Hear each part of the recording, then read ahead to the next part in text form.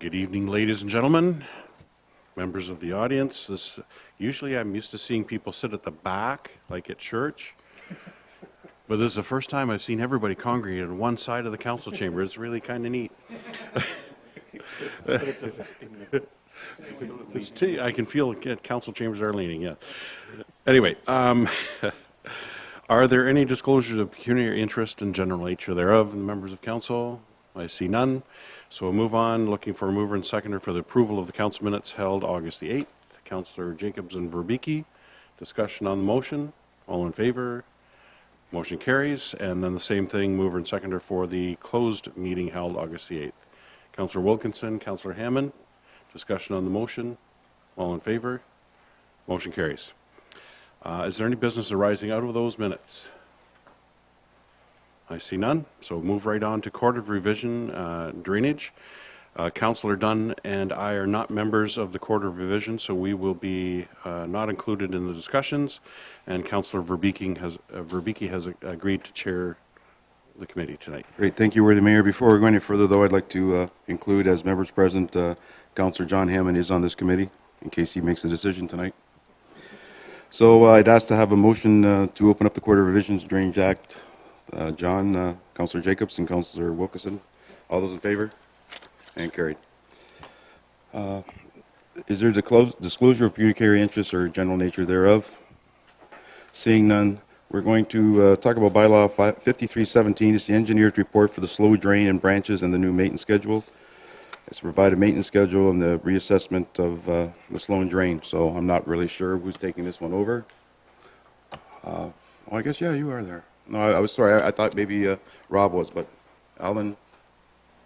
Thank you. I just wanted to say that on July the 24th, 2017, Council did adopt the engineer's report for the slow and drain and branches prepared by Root Engineering. And that report updated some parcel information and updated the assessments for the various access bridges along the drain. Gerard Root is here tonight to answer any questions. And there is a suggested recommendation before you. Thanks, Alan. Is there any questions regarding this? Okay. Moved by Councillor Jacobs. Move the recommendation. Second by Councillor Hammond. All those in favor? And carried. I guess there's no. I guess nobody came back and complained about the assessment. That's correct. Perfect. So then I'd ask that the Court of Revisions for the drainage meeting 2817 be closed. Seeing none, I guess we're going to sit here till it's done. Thank you. Councillor Hammond, Councillor Jacobs, thank you. Back to you, Mayor. Thank you, Councillor Verbicki. So we'll move on then to public meetings. First one is a public meeting regarding consent application zoning bylaw amendment. And Heather is going to take us through this to start.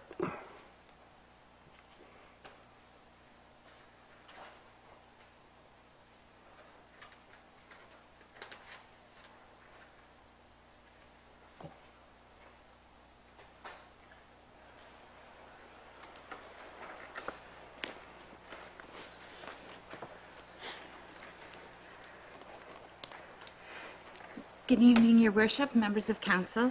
This is consent application B11 for 2017 and the accompanying zoning bylaw amendment ZBA 150.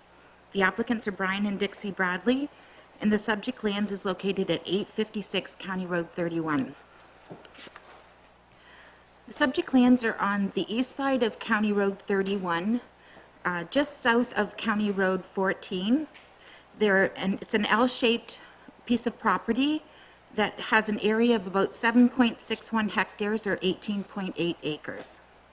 The property is designated agricultural in the official plan, and it's zoned agricultural hobby farm, which is A3 under our zoning bylaw. This is an area of row crop farms. There are no visible livestock operations in close proximity. Immediately to the north and south of the property, also on the east side of County Road 31, are various other agricultural, residential, or A5 lots. The applicants are proposing to sever a lot having an area of about 0.27 hectares or 0.67 acres in order to retain the existing single detached dwelling and the accessory building, which have been deemed to be surplus to the needs of the owners of the farming operation. This will result in a retained farm lot that would have an area of about 7.2 hectares or 17.9 acres. The proposed applications are consistent with the policies of the provincial policy statement. These applications also conform to the policies of the County of Essex official plan. There are a number of criteria that have to be satisfied in our own official plan for surplus dwelling lot severances, and I'm of the opinion that this application also conforms to our policies. The applications will not result in the removal of any actively farmed lands. All of the property is currently grassed or occupied by the residential uses, and there will be no new or additional lots being created. The existing buildings and the lots comply with the A5 agricultural residential zoning regulations under our zoning bylaw. The retained parcel is proposed to be joined with the farm to the immediate north, which is also in the A3 zone, which is an agricultural hobby farm zoning category. We are recommending that both these properties, when consolidated, that they should be in the same zoning category, and that category should reflect the size of the property. As part of this application, we're recommending that both of those pieces, being the retained parcel and the lands to which they will be joined, be rezoned to A1, which is just general agricultural, which has a minimum lot size of 24.7 acres. So the property will be larger than that. It makes more sense. And my understanding is the applicants have no objection to this. It will also provide them with additional uses that they currently don't have under the hobby farm category. So again, of the opinion that the applications conform to the policies of the Leamington official plan. It's consistent with the policies of the provincial policy statement, and the applications also satisfy the official plan criteria for zoning changes. Thank you very much. Any questions of staff from council? If not, well, it's a public meeting, so I have to, okay. No questions from council then. Is there anyone in the audience that wants to address council on this matter? Going once, going twice. Okay. Councillor Verbeke? Okay. Moved by Councillor Verbeke, Councillor Wilkinson support. Discussion on the motion. All in favor? And motion carries. Thank you. Next public meeting is one regarding a consent application again, 410 Mercy Road 8. Heather again. Thank you, Your Worship. The applicants for this particular application would be C.J. Bradley & Sons Limited. The subject lands are at 410 Mercy Road 8. Applications are zoning change ZBA 151 and consent application B12 for 2017. The lands in question are rectangular in shape. They're located on the south side of Mercia Road 8, east of County Road 31, and they have an area of approximately 20.75 hectares, which is 51.3 acres. At present, the lands are occupied by a single detached dwelling, actually a single detached dwelling and two accessory buildings, one of which was formerly used as a single detached dwelling. The applicants are proposing to continue the use of that former dwelling as an accessory building. The lands are designated agricultural under the Leamington official plan and zoned general agricultural or A1 under our zoning bylaw. This area is substantially row crop farms, and again, no visible livestock operations are in close proximity. There are a number of other agricultural residential or A5 lots on the north side of Mercia Road 8, as well as on both sides, actually on the south side of Road 8 as well.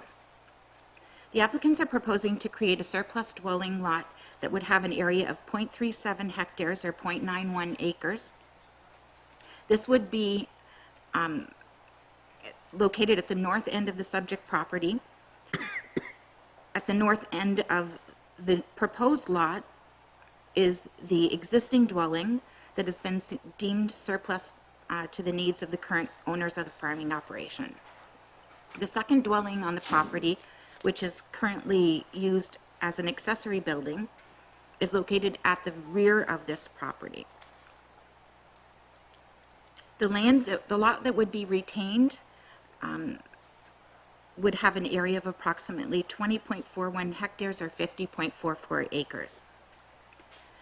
This surplus dwelling lot severance and rezoning is consistent with the policies of the provincial policy statement and conforms to the policies of the County of Essex official plan in regard to severances. We also have a number of criteria in the Leamington official plan that have to be satisfied for surplus dwelling lot severances, and I'm of the opinion that this application also conforms to all of those policies and meets the criteria, subject to a number of conditions that are standard conditions for consent, of course.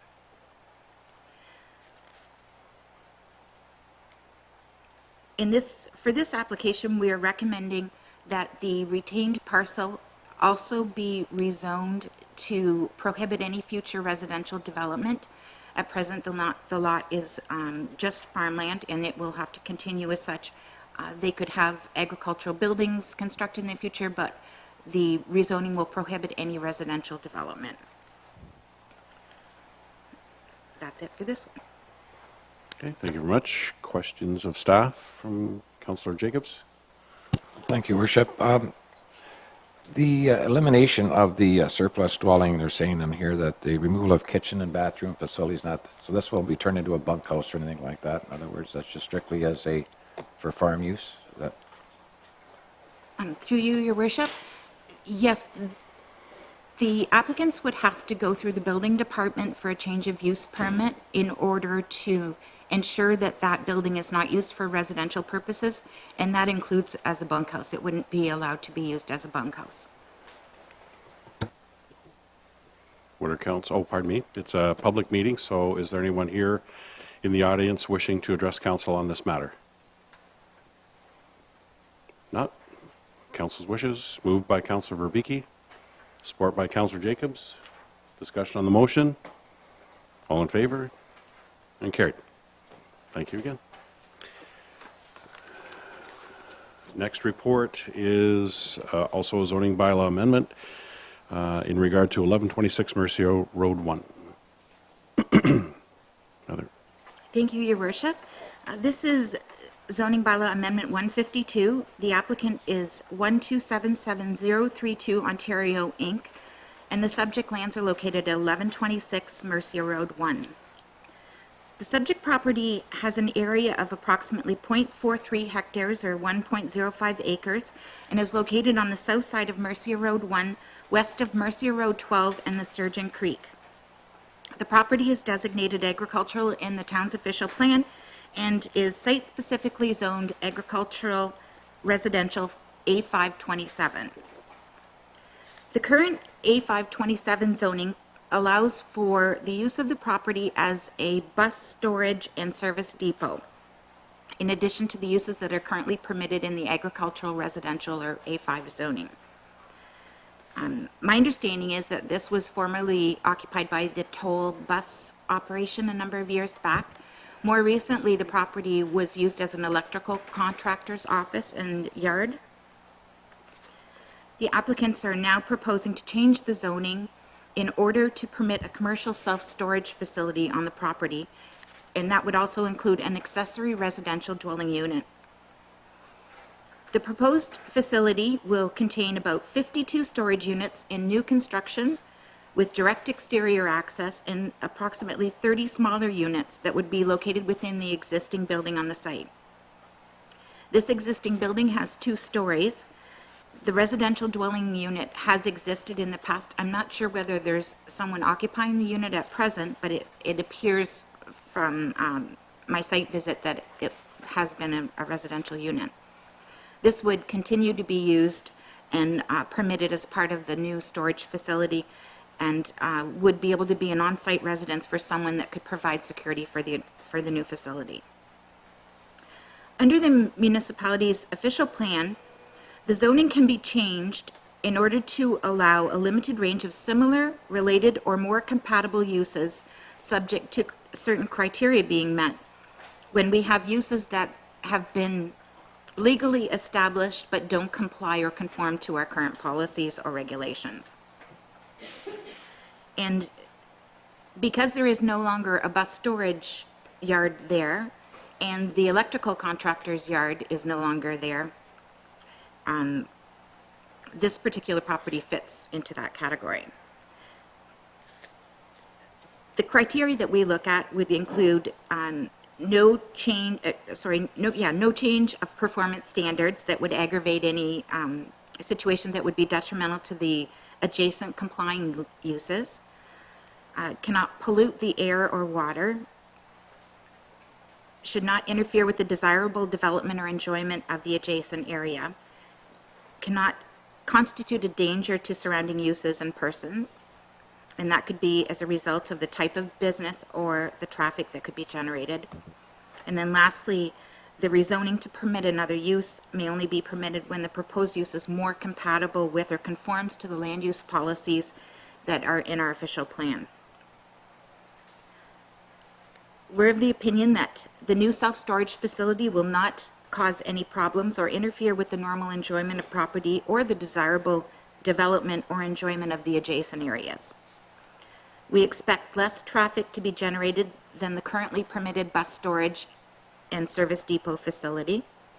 And we're of the opinion that the proposed storage facility will present fewer interferences than the currently permitted use. The applicant has been working with administration in regard to site plan approval. They've submitted an application, and that has been reviewed by the Development Support Review Committee and other departments and agencies.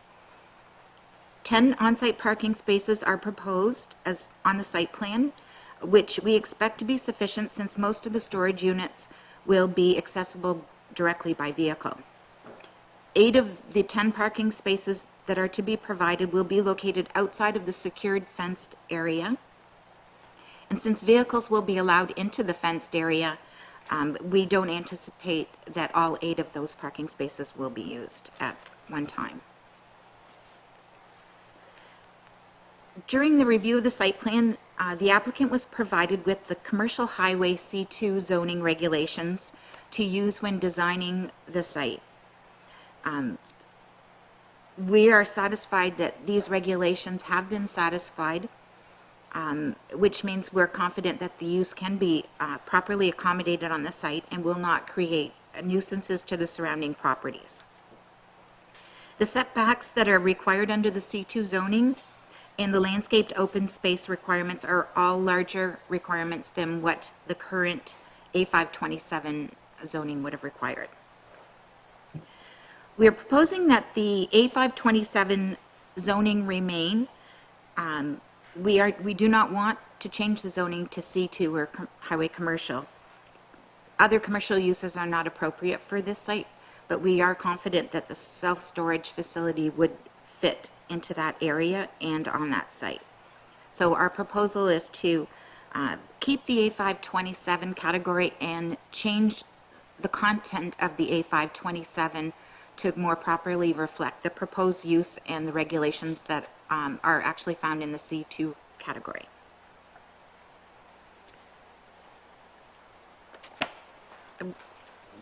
I'm of the opinion that the proposed rezoning and this use are more compatible with the surrounding neighborhood than a bus storage facility would be.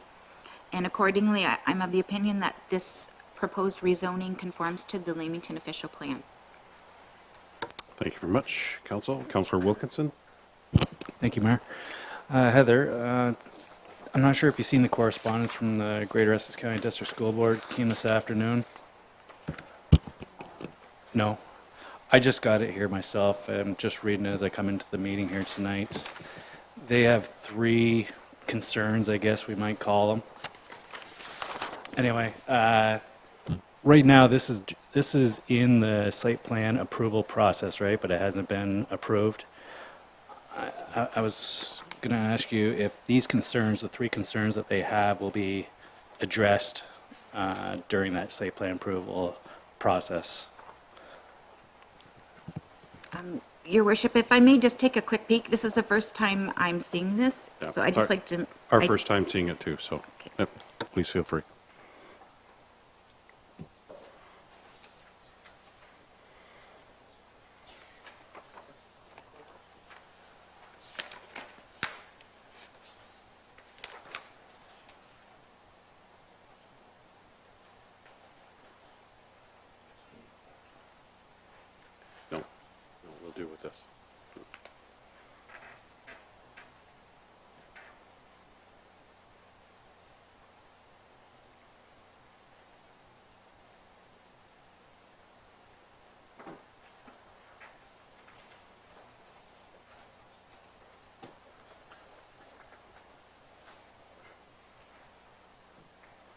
I'm sorry. Yes, Heather? Your worship, I'm confident that either we have already satisfied some of these concerns or they can be satisfied during the site plan control process. The first one being their request that the self-storage facility be on the main floor of the existing building and the accessory residential unit be confined to the second floor. That is exactly how residential uses in commercial areas are normally found, and that's certainly how we're treating this particular one. The second one, site performance regulations be established within the amendment. We do have performance regulations in the zoning bylaw. And again, I think that while we can't establish a zoning regulation during the site plan control process, we do have the yard setbacks and the landscaping requirements in the zoning bylaw, and they will also be addressed during the site plan control process, so for number 2. And then lastly, parking and driveway access, all of those items are issues that are dealt with under site plan control. So I'm confident that we can address all of those. Okay. Councillor Hammond? Your worship, thank you. Heather, that was one of my points I was going to bring up as well, Heather. Also, too, you had talked about doing an on-site visit. Did you go inside? Because I've been in that building a number of years ago, and there wasn't an apartment up above. There was one in the rear, but there was not one when I was there a number of years ago up above, and I didn't know if that was still the case or not. Through you, your worship, I did not go inside. The building looked empty, but I know that Mr. Toffelmeyer's here. He would be the right person to answer the question as to whether it's occupied right now. The upper story of the existing building is roughed out for residential, but it has never been finished and it is not occupied. However, my client wishes to retain the use because it simply makes sense to retain what has already been approved. Councillor? Yeah, thank you. Again, then, to the question, has that upper storage area, the living area, been approved? Has it been approved to be a dwelling up above? It is an existing approved use with the existing zoning. Okay. Yeah, because it was roughed in a number of years ago, I know that, and, Be a single unit. It's like yeah, okay, thank a you. two-bedroom apartment, if Yeah. you want to put it that way. Okay. And Councillor Dunn, your questions were answered, right? So myself too, and I think we've covered it all anyway. Same with the school board questions, but there was that C2 zoning that really is going to determine a lot of things. That all I was concerned about was the security fencing, security lighting, dust control. Will it have to be a hard surface parking lot? And noise control and buffering. But it sounds to me like that's all going to happen under the C2. So, and that addresses everything, should address everything. Okay, all right. Any further questions from council? Councillor Jacobs? Thank you, Worship. Just on your comment for, like on the diagram, it is gravel, so I'd like to get clear on that hard surface thing. Sure. If we can. I mean, I know you mentioned it, but it went over pretty quick there, Yep. so. Will it be a hard surface required? There's the front portion, the driveway and the parking areas immediately in front, and basically the site area in front of the existing building all the way to the property line, that would be hard surface.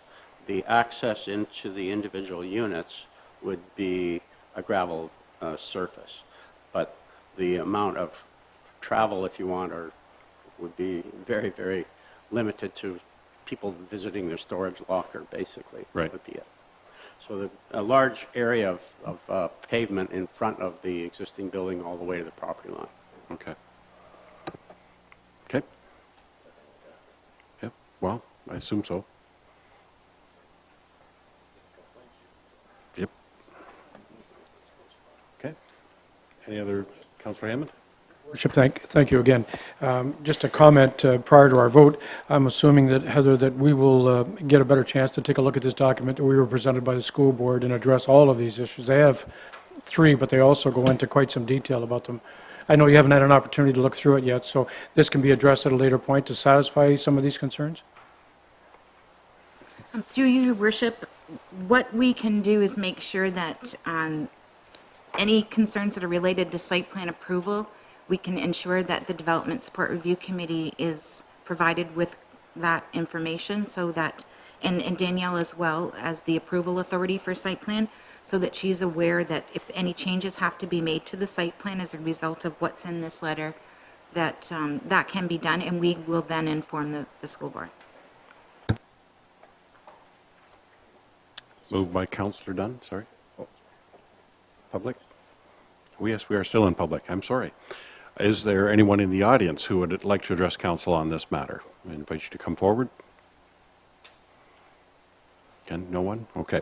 So Councillor Dunn, do you wish to move?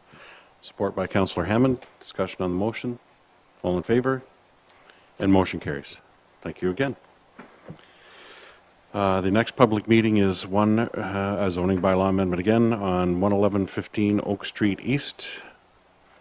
Madeline is taking us through this one. All right.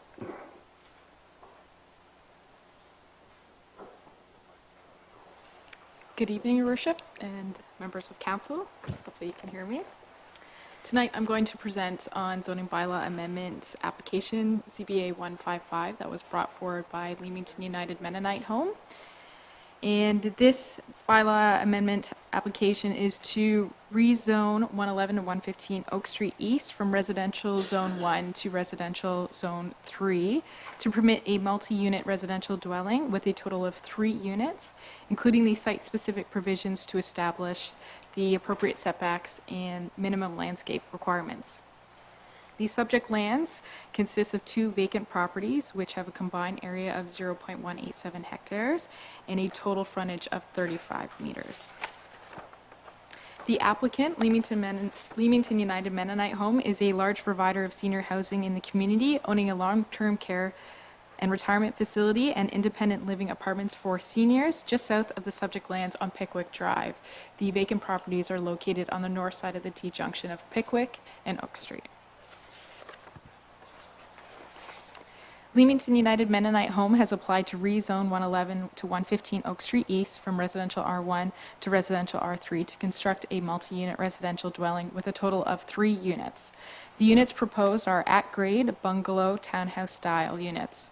Unique to this proposal, as suggested by our engineering department, is the internal circulation driveway space, which will allow the residents to turn their car around within the driveway limits and exit the property without having to reverse onto Oak Street East.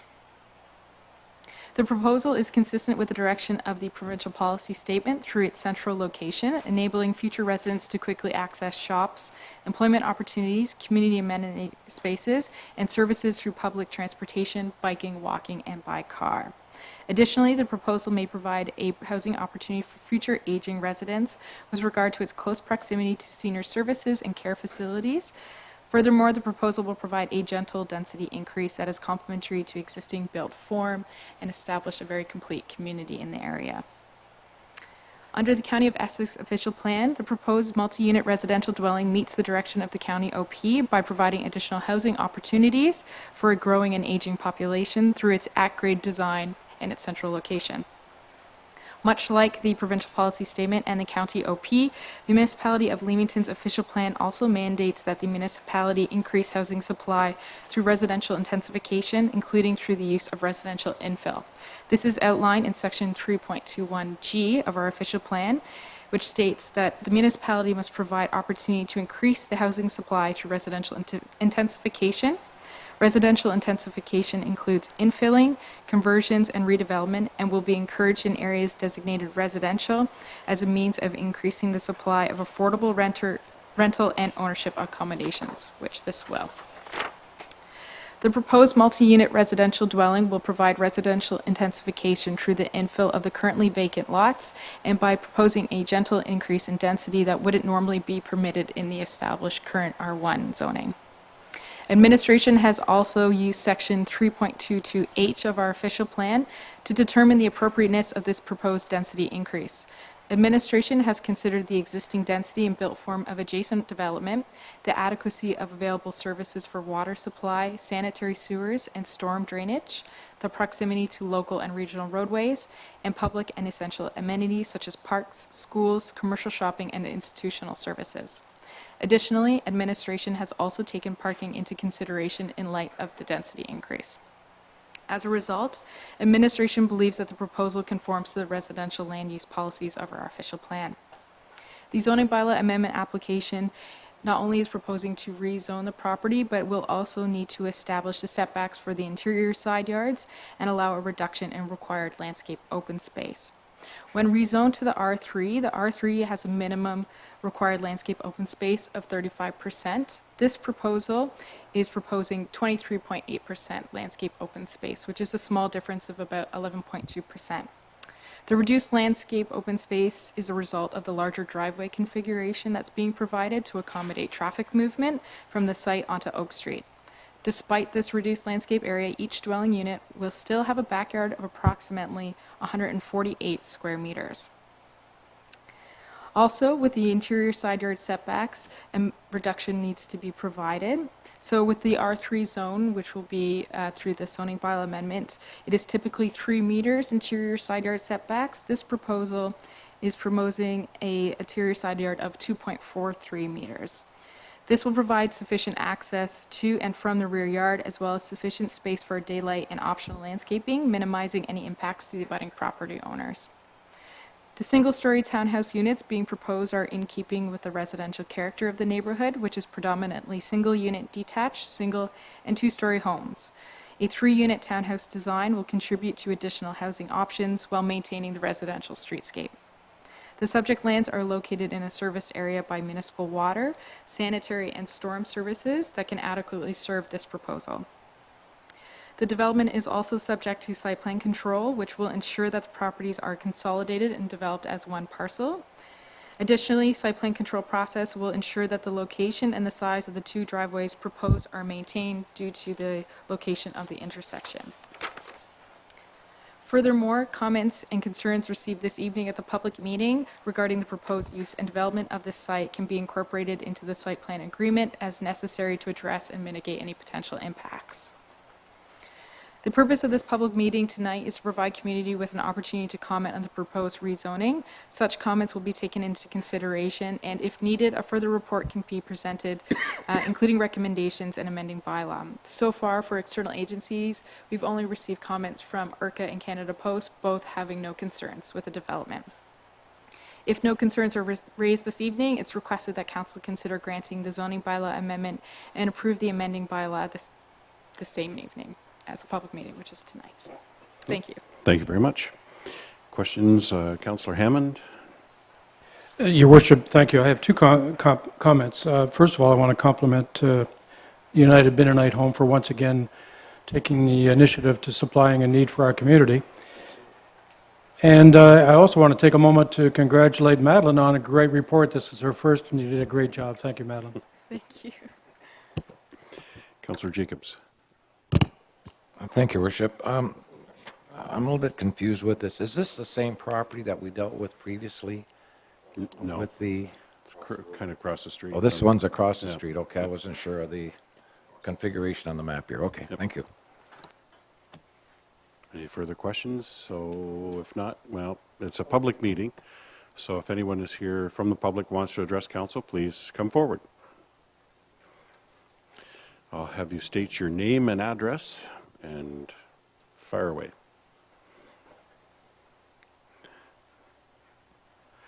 My name is Bob Height. I live at 82 Lutch in Leamington, very close to this proposal.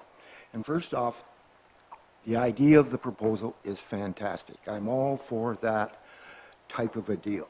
But the site plan that they sent out in the mail, which leaves a lot of questions, and the girl here was asking about the easements on the left and right, and 6 feet isn't a whole lot of space from this house to the line. mainly because there's 50-foot evergreen trees right down that property line. And does this mean they're going to cut them down? And does this mean that the neighborhood is going to change because we're going to lose probably 25 or 30 high evergreen trees that provide shade, not for me, but the neighbor across the street from me? He is now going to be looking out his backyard onto a beautiful home, but still, the whole site thing, I would like that to be addressed, like whether it's even possible. But on that property, there's trees down both sides, evergreen trees across the back. Not sure who owns them, but it's an issue with why destroy trees if you don't have to. And I would like that. And the last thing that I want to talk about was, she mentioned in the report about the driveways, being able to turn around in your driveway and drive on Oak. Because when I first read it and tried to understand it, I just couldn't imagine a senior citizen backing onto Oak Street, trying to get out of his driveway. We can hardly get out of Lutch Ave. But anyway, that's my concern, and I don't know where we go from there, but it was an issue that I thought was kind of important, and I'm actually surprised there aren't more here from Lutch Avenue. So, thank you. Thank you very much, too. So, Madeline, was there any discussion on the tree lines? I know the area quite well, so what's the proposal, or do you know? So the trees can be discussed through the site plan control process with our landscape open space, but also with our buffering as well, if needed. And we can work with the applicant to see what they would like to do with the trees on their property and take into consideration the neighbors' concerns about that. We can address that through site plan control to see what can be done. Okay. And with regards to the driveway, I know engineering had similar concerns, and that's why they've created a larger driveway configuration to ensure that cars have enough space to make that reverse turnaround pattern before they have to exit out onto Oak Street. So they will be exiting onto Oak Street moving forward instead of reversing back. Correct. It's the one thing about the tree issue, and I understand, people's desire to keep them, and I'm always disappointed when you see a developer come in, which just happened on the east side of Artillery Road, and there weren't great trees, but they were trees just the same that lined that whole property, and they came down and they are gone, which I thought was a shame, because I think as a new homeowner, I might have liked those being there, but it's the landowner's decision as to what they do and don't do. So if those trees are on this property in this instance, it will be the landowner who is developing it who decides what stays and what goes, right? Correct. Yeah. So I guess we'll just have to wait and see and do what we can. Okay. Further questions? Anyone else from the audience? No one? Okay. Order Councillor Jacobs moves, support by Councillor Wilkinson. Discussion on the motion. All in favor? The motion carries. Thank you.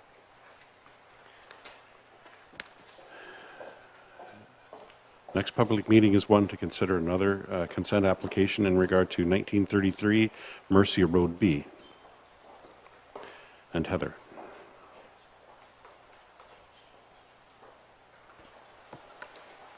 Thank you, Your Worship. This is consent application B19 for 2017 in zoning bylaw amendment ZBA 157. The applicant is Leonard Dreger, and the subject lands are at 1933 Mercia Road B. This application is proposing to sever approximately 0.24 hectares or 0.59 acres of land from the farm at 1933 Mercia Road B in order to be added to the rear of the residential lot at 1931 Mercia Road B.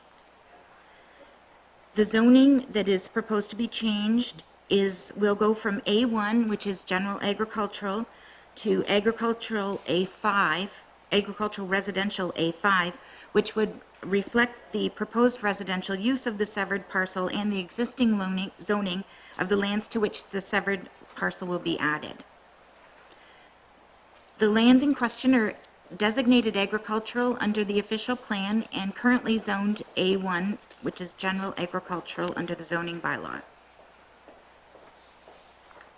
The land to be severed would be rectangular in shape and is proposed to be added to the back or the rear of the existing lot at 1931.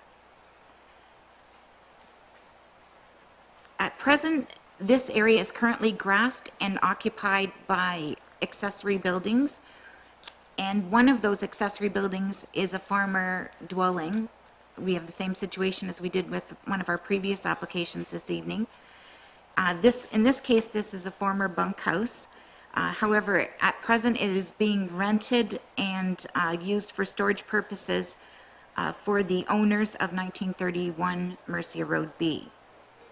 The building department will require a change of use permit in order to ensure that this second dwelling or former bunkhouse will not be used for residential purposes. That will be a condition of the consent, and they may be required to remove the kitchen and/or the bathroom at that time. I'm of the opinion that the proposed lot addition is consistent with the policies of the provincial policy statement and conforms to the severance policies of the County of Essex official plan. I'm also of the opinion that this proposal satisfies our agricultural land division policies in the Leamington official plan. As I mentioned previously, we are proposing that the lands be rezoned to the A5 or agricultural residential to ensure that the zoning of the property is the same for the entire parcel. So that would be the existing property at 1931 Mercia Road B and the severed parcel, which will be added to the rear of that property. That's it. Okay. Questions from council? See none. Public meeting. Is there anyone in the audience wants to discuss this with council? And if not, what are council's wishes? Moved by Councillor Verbicki, support by Councillor Jacobs. Discussion on the motion. All in favor? Motion carries. Thank you again.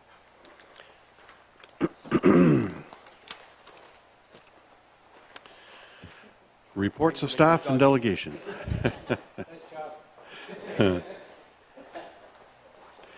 Reports of staff and delegation. First one is report regarding traffic congestion, parking, and access issues in the vicinity of Queen Elizabeth School and École Saint Michel. And Alan, I believe. Thank you, Mr. Mayor.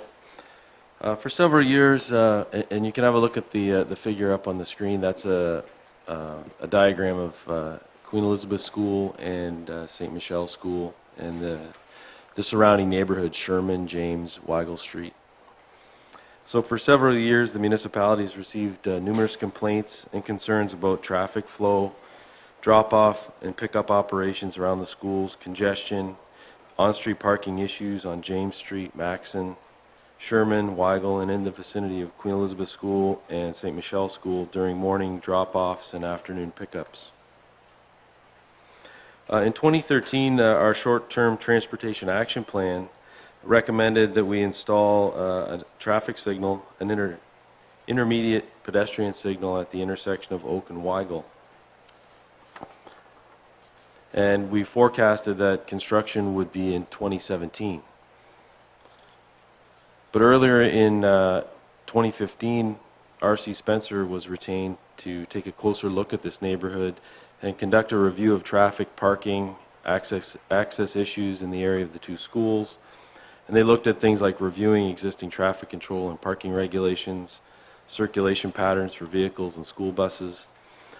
We asked them to meet with us and the public school boards and the French Catholic Board and Switzer Carty that provides the student transportation and student transportation services.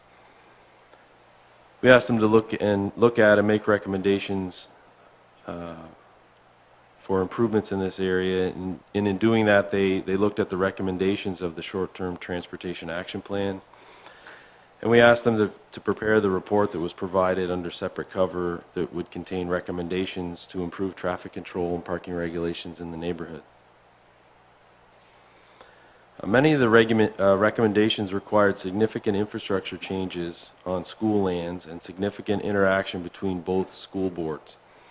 These changes were complicated by the public board's consideration of various consolidation options recently involving Queen Elizabeth School, and these options were not resolved until May of this year.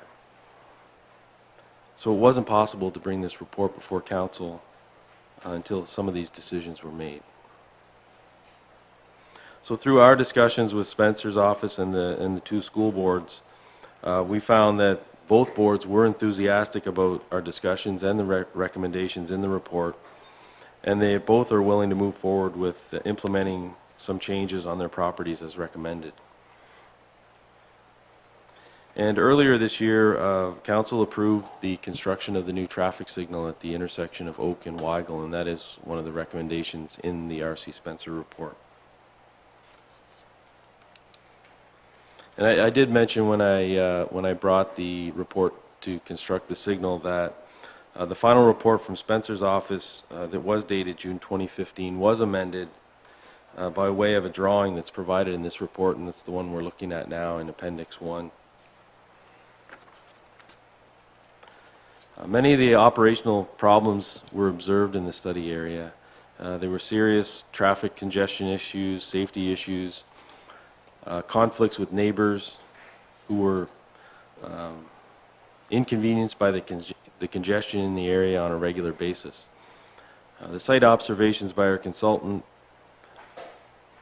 really gave rise to a fundamental change in the need in the area, and the biggest change was a recommendation to have a separation between the different users, school buses, students, and parents, dropping their kids off and picking them up.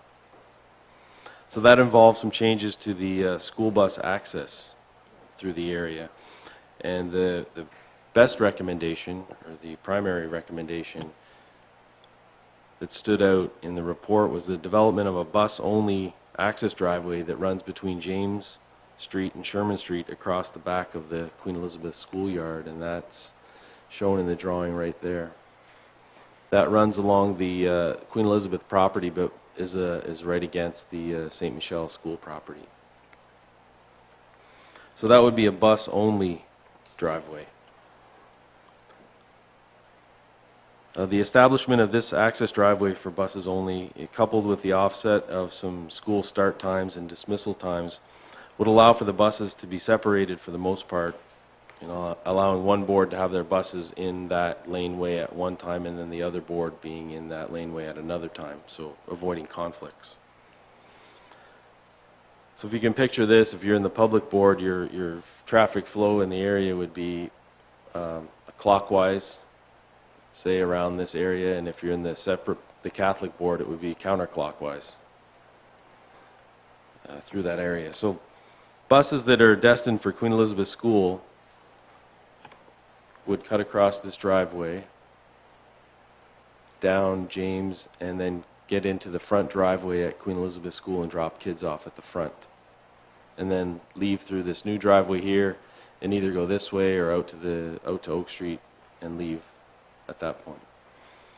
And the buses headed to St. Michel would come in this way and come across here, stop here, and drop kids off there, so the kids could get into the school or into the playground right off the buses, and then they'd leave here and either go this way to Alderton or come down this way to the new traffic signal.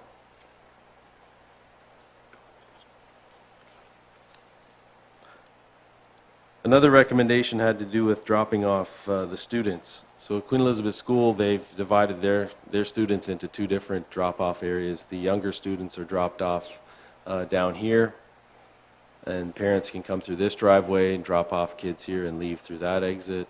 And the older kids, parents would drive down here, turn around, and stop in a kiss and ride in this area and drop kids off.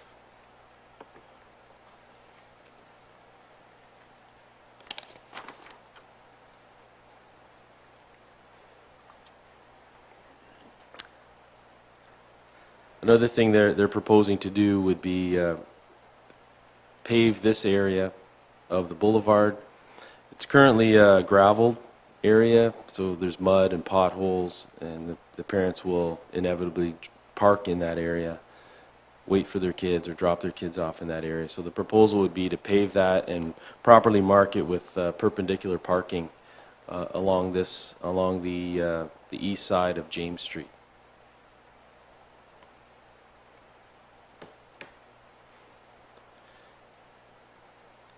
And by removing the buses from the front driveway at St. Michelle's School, that frees up their front driveway for the kiss and ride or the drop-off and pickup of the students.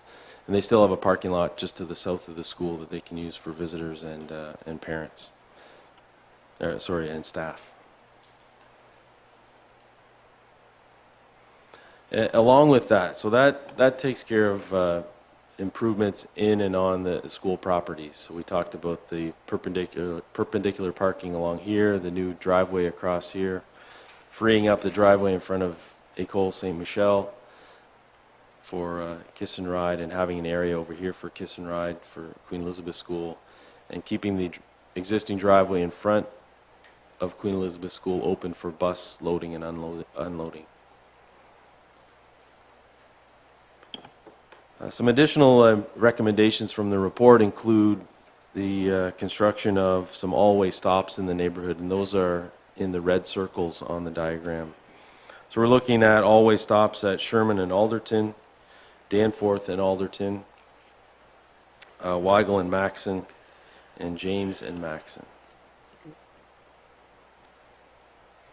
I just wanted to note particularly that at the Danforth-Alderton intersection, during peak school traffic times, Alderton Street is at capacity and often must rely on the gaps in the traffic created by the school crossing guards, who stop Danforth traffic to allow the students to cross. So the installation of an all-way stop there would create a more balanced distribution of the traffic flow in the area and allow the Alderton traffic, as well as pedestrians crossing Danforth, to do so more safely and reliably. So some of these, all of the all-way stops would also contribute to removing confusion in the area. Everyone pulls up to the stop, waits their turn, and goes. So we'll eliminate a lot of the confusion and congestion in the area. Another recommendation from the R.C. Spencer report was the installation of a new traffic signal at the intersection of Oak and Weigel. We touched on that in one of my previous reports about a month ago. So based on the complete set of recommendations by Spencer, as well as their detailed computer modeling of the intersection operation at Oak and Weigel, they concluded that a full traffic signal versus a pedestrian signal is preferable. We can add traffic signal phasing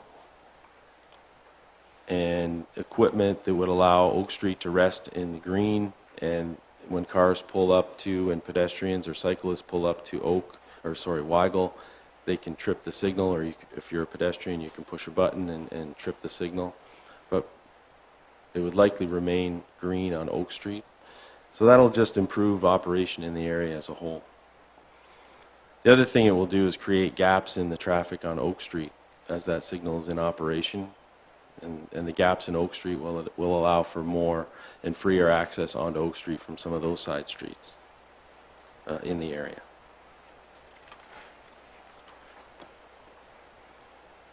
So along with this, we have to make some amendments to our traffic and parking bylaw. So in section 3 of my report on page 95 of the agenda, page 95 of the agenda, I noted that we have necessary amendments to our traffic bylaw. We talked about the all-way stops at the 4 intersections.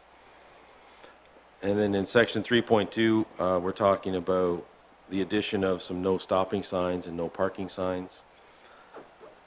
So at the intersection of along Alderton Street near Danforth, we are asking for the construction of some no stopping signs in the vicinity of the all-way stop. And that will just keep cars away from the stop signs and keep them back just for visibility and safety.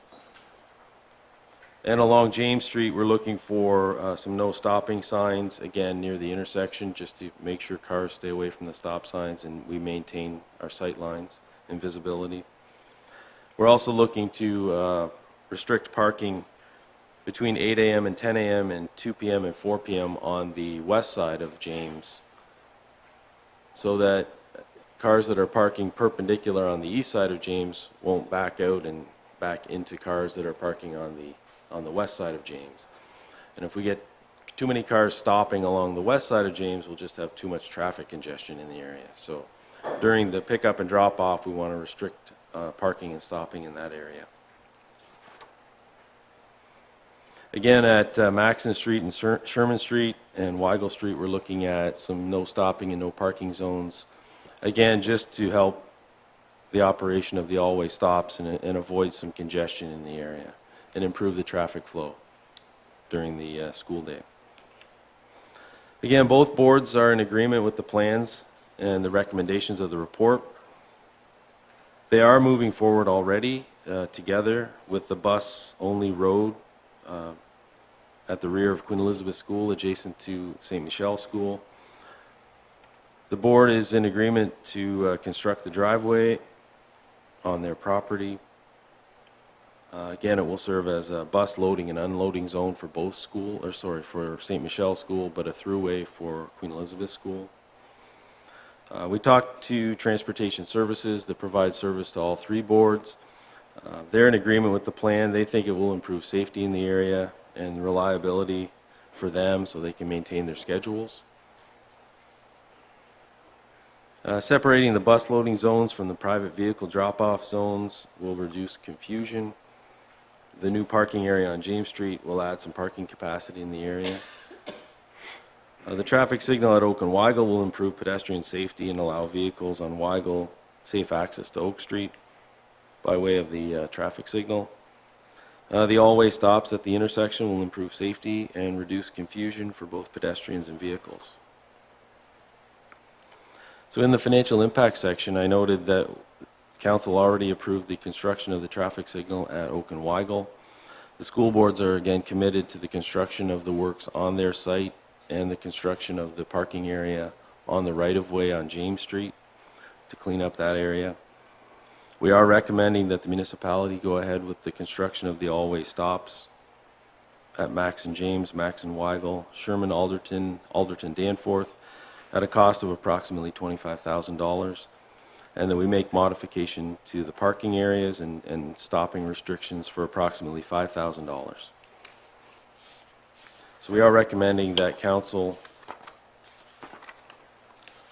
adopt the report prepared by R.C. Spencer Associates as the basis for future traffic operations in the area, and that the clerk be authorized to complete amendments to the respective traffic and parking bylaws and for the construction of the all-way stop controlled intersections, as I just mentioned.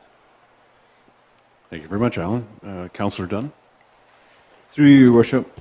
Alan, my question is for the kiss and ride. Actually, I like the report. I know it's very hectic down there coming off the one-way and having the lights there with the kids flowing out, so I understand the whole idea, need for all this to be done. My question is regarding the kiss and ride on James Street. It looks like they're to pull up and park perpendicular to the actual road, or are they going to be driving along like a separate driveway along the side and drop off and then carry on? The last version of the drawing that I saw has the parents pulling up perpendicularly and parking and dropping their kids off. I don't know if there's been an amendment to that since we looked at it. John? Mr. Mayor and members of council, at the present time, you see just about every version of what you can imagine to be kiss and ride happening. Sometimes they'll pull up southbound, sometimes they'll go turn around, face northbound, sometimes they'll do perpendicular, sometimes angle. And we believe that the most efficient thing is to create perpendicular parking, and if it's paved and marked with pavement markings, it'll be very clear as how drivers are to behave there. And there'll be a sidewalk adjacent to the fence where the children can walk safely to the gate. And that way also it relieves drivers of the need to go all the way down to the end of the cul-de-sac, turn around, come back. It just doubles your trouble. So the idea would be perpendicular parking. It's just that, like you said, there's so many different versions of this kiss and ride, and I'm not familiar with it because it wasn't around when my kids were growing up.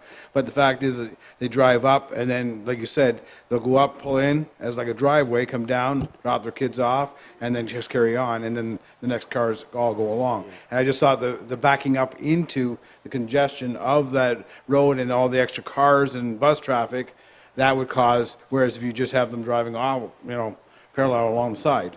Yeah, I think it'll be much better and much more orderly, and people will understand it a lot better if it's a hard surface with pavement markings. It'll be very clear that's perpendicular parking. I don't believe that the actual volume is such that people be, it's not going to be like a lineup at Pearson Airport or anything like that. It's going to be very convenient, and there'll be enough space for everyone, and I think there'll be just a huge improvement over status quo.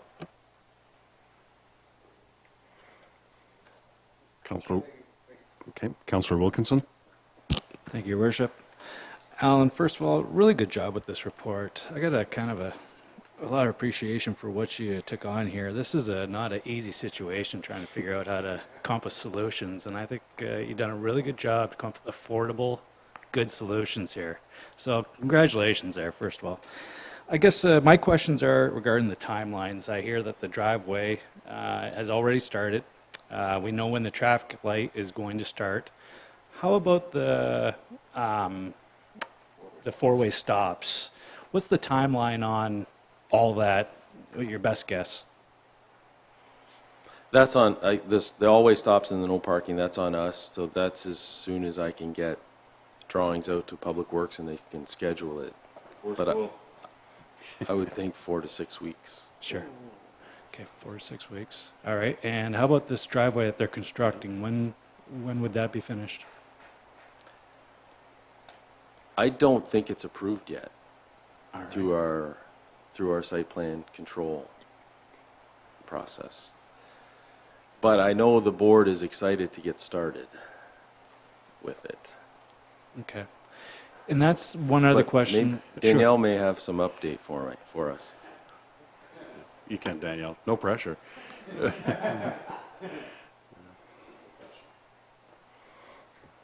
Thank you, Mayor Patterson. The site plan agreement has been prepared. The draft is with the school board.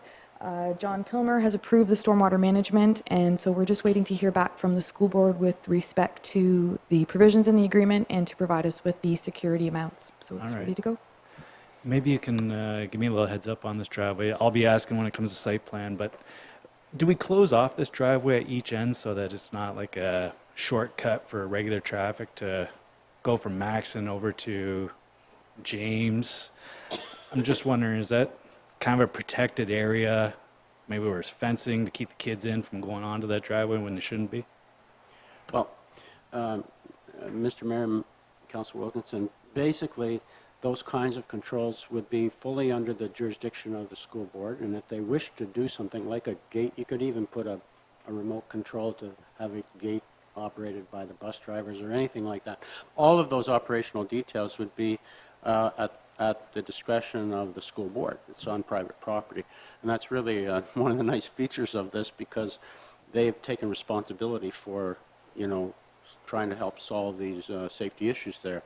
So I'm, as a traffic guy, I would say it's not like a huge, big demand to go other than the school buses, from one side of the street to the other, and I don't really think it'll be much of a problem. I wouldn't anticipate it to be, but any solutions are fully under the jurisdiction of the school boards. They could easily put in some type of restraint or gate, whatever. Okay, just quickly for me then, if I was a resident around that school, I'm hoping I'm keeping in my mind that this is not reducing traffic count, because it's not. This is just getting all of those vehicles off of the road so that I can access my driveway freely, correct? And that's the ultimate goal of this. Yes. Correct. I'm sure that most of council's heard from the residents in the area. So this is really driven by a lot of the complaints we did receive. So anything that we're proposing to do, anything that we do construct should relieve a lot of the pressure in the neighborhood. We do have to consider that there are additional students coming to the school this fall too. But certainly we hope that parents that are parking in somebody's private driveway will be eliminated now because there'll be ample parking along James Street. Right. A lot of the cars that end up parked at the corner of Sherman and Maxon won't be allowed to park there anymore because of the no stopping signs. And because of the all-way stops, we'll have better regular circulation at all the intersections. Okay, very good. And I agree with Councillor Wilkinson. And the first time you brought this to us in regard to that street light, I'm looking at what you're trying to do in the other areas before we even discussed it. And it was just, the more I thought about it though, and I realize even by going ahead with this tonight, change is going to cause some confusion for a bit of time until everybody gets used to doing it. But that's okay, because I can see the logic behind this. It's like a little chess game more than anything. And I think it looks to me like you've accomplished everything that needs to be done there. So again, kudos.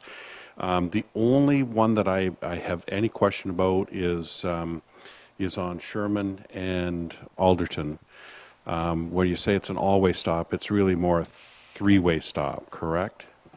Because, and the Yes. part that I see causing a bit of an issue is that parking lot on the south end of St. Michel. It's confusing, Mr. Mayor, because it's a driveway coming out of St. Michel. There's a driveway to the south. There's a street to the north and a street from the east. So theoretically, only one of them has the right-of-way, which is southbound, and that's a right angle. Correct. So Okay. it's just a mess, you know. And if it's made into an all-way stop, everybody has the same thing. Right. Okay, so the confusion should go away during the peak times. That's Okay. big problem. Yeah. Big problem is a lack of understanding of how this is going to work. Now that Yeah. I'm here and it says I don't have to stop, but they stop. It's just, Again, Makes me- I get it. I only see that as the only one that's going to be somewhat confusing to begin with, so. I think once the school buses, though, you see, school buses are now inside the driveway. Once they're out of there, Yeah. it's just cars. I think things get simpler. Visual, yeah, okay, very good. Okay. Councillor Verbeke. Well, since, Worthy Mayor, thanks, since we have the traffic guru here, four of us come to a four-way stop at one time, who goes first? No, seriously, who goes first? Because this is, we're running, Right-hand rule. So if you come to a stop simultaneously, the car on the right has the right-of-way. This way. So you just sit there as good Canadians say, no, you go first, no, you go first, no, you, sorry. Cons- Yeah. Anyway, council's wishes? Councillor Jacobs, sorry. Thank you.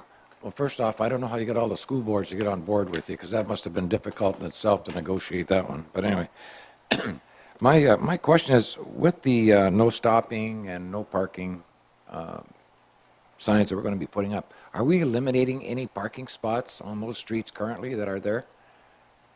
That would be affecting the neighbors, I guess, or whatever? The residents, yeah. We will be. I don't have the count for that, but we definitely will be impacting the parking in the area. We do have to pull parking and stopping back away from the intersections. We just have to do that. And we are impacting parking along James Street, but it's, as Councillor Verbeke mentioned a few weeks ago, we're limiting it to the pickup times and drop-off times. And I noticed in here that you also had that pickup and drop-off times. Would that be considered for the rest of those parking spots to be eliminated? Because it's tight in there, I guess, but I guess what I'm looking at, the residents in that area, how are we going to affect them, and you know what happens when this goes down, right? Agreed, and we did think about that, but again, there are rules surrounding the construction of these all-way stops and sight lines, and we considered that against the complaints and issues in the neighborhood. So balancing that, we think we've come up with the best balance of that. We can't have a perfect situation. There's going to have to be some give and take. Okay. Councillor Dunn moves, support by Councillor Wilkinson. Discussion on the motion. All in favor? Motion carries. Thank you. Next item on the agenda is a report regarding Parkdale Avenue sewer separation. And Alan, I suspect you're taking us through. Yes, thank you again, Mr. Mayor. The Parkdale Avenue sewer separation is the next step in the continuation of the municipality's sewer separation program. The extent of construction can be seen in Figure 1 of our report. It's the entire length of Parkdale. On June 5th, 2017, the municipality was notified that the project was approved for 75% funding from the federal and provincial government's Clean Water and Wastewater Fund. The new specifically the works would include the installation of new sanitary, storm sewers, the removal of the existing combined sewer, removal of some existing trees, the complete reconstruction of the roadway and sidewalks. The project is planned to move forward as a shared cost with, from the benefiting properties for the sanitary sewer component of the works. A public information center was held May 25th, 2017 to notify the residents and property owners of the work and the municipality's intent to assess a share of the cost of the works to the benefiting properties. Several property owners did attend the meeting, and again, the primary comment was that the residents felt that the property owner's share of the works was too high, but most residents respect and understand the need for the construction. The shared schedule of construction cost was attached to the invitation that the residents got, and that schedule is provided in the report as Schedule A. R.C. Spencer Associates was retained as the project engineer in 2016 and has completed the design work and preparation of a draft assessment schedule. And we have also submitted the design drawings to the Minister of the Environment, and we've already received the environmental compliance approval for that sewer system. For this project, the shared cost recovery from the property owners, again, is limited to the construction of the new sanitary sewer and the connection. Works such as the roadways, curbing, sidewalk will all be funded from the CWWF program and general taxation. The property owner's share is established by way of our annual fee bylaw. It includes a unit cost per meter of construction of the sanitary sewer, plus a cost per each connection that's given to the properties. On page 104 of the agenda, you can see two diagrams. Parkdale Avenue is currently a dead end with 1.2 meter wide sidewalks on both sides of the road. And the bottom drawing depicts the plan for the neighborhood. We'll provide a proper cul-de-sac at the end of Parkdale, and we'll be reconstructing the road and providing 1.5 meter wide sidewalks. On August 15th, 2017, the municipality received 3 tenders. Those are provided in Table 1 of the report. Direct Flow is the low tenderer. They have not worked directly for the municipality of Leamington as a sewer contractor or a sewer and road contractor. They did provide some sidewalk construction recently, and they did a good job. They've also completed some subdivision construction projects in the town of Kingsville. If you have a look at the financial impact section, by combining the engineering and sewer components of the project, we have a total budget of just under $800,000. After tendering, the total estimated cost of the work would be $785,000.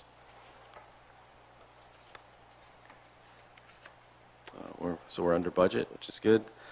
Following construction and after reconciling all the project costs, we'll bring a report back to council to talk about the associated bylaw for assessing charges back to the benefiting property owners. And at that time, the property owners will be invited to the meeting.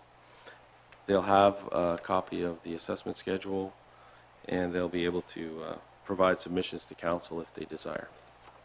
So we are recommending that the reconstruction of Parkdale be awarded to Direct Flow Incorporated, and that the mayor and clerk be authorized to enter into the necessary agreements. Questions? Councillor Hammond? Your worship, thank you. Al, I've got 2 or 3 questions, if you don't mind. I've spoken with one of the residents of Parkdale a number of times. One of the concerns is a vacant lot, I mean, we calculate their cost differently than what we've done down on Seacliff Drive, correct? Or not Seacliff Drive, I'm sorry, Port Peely Drive. That's correct.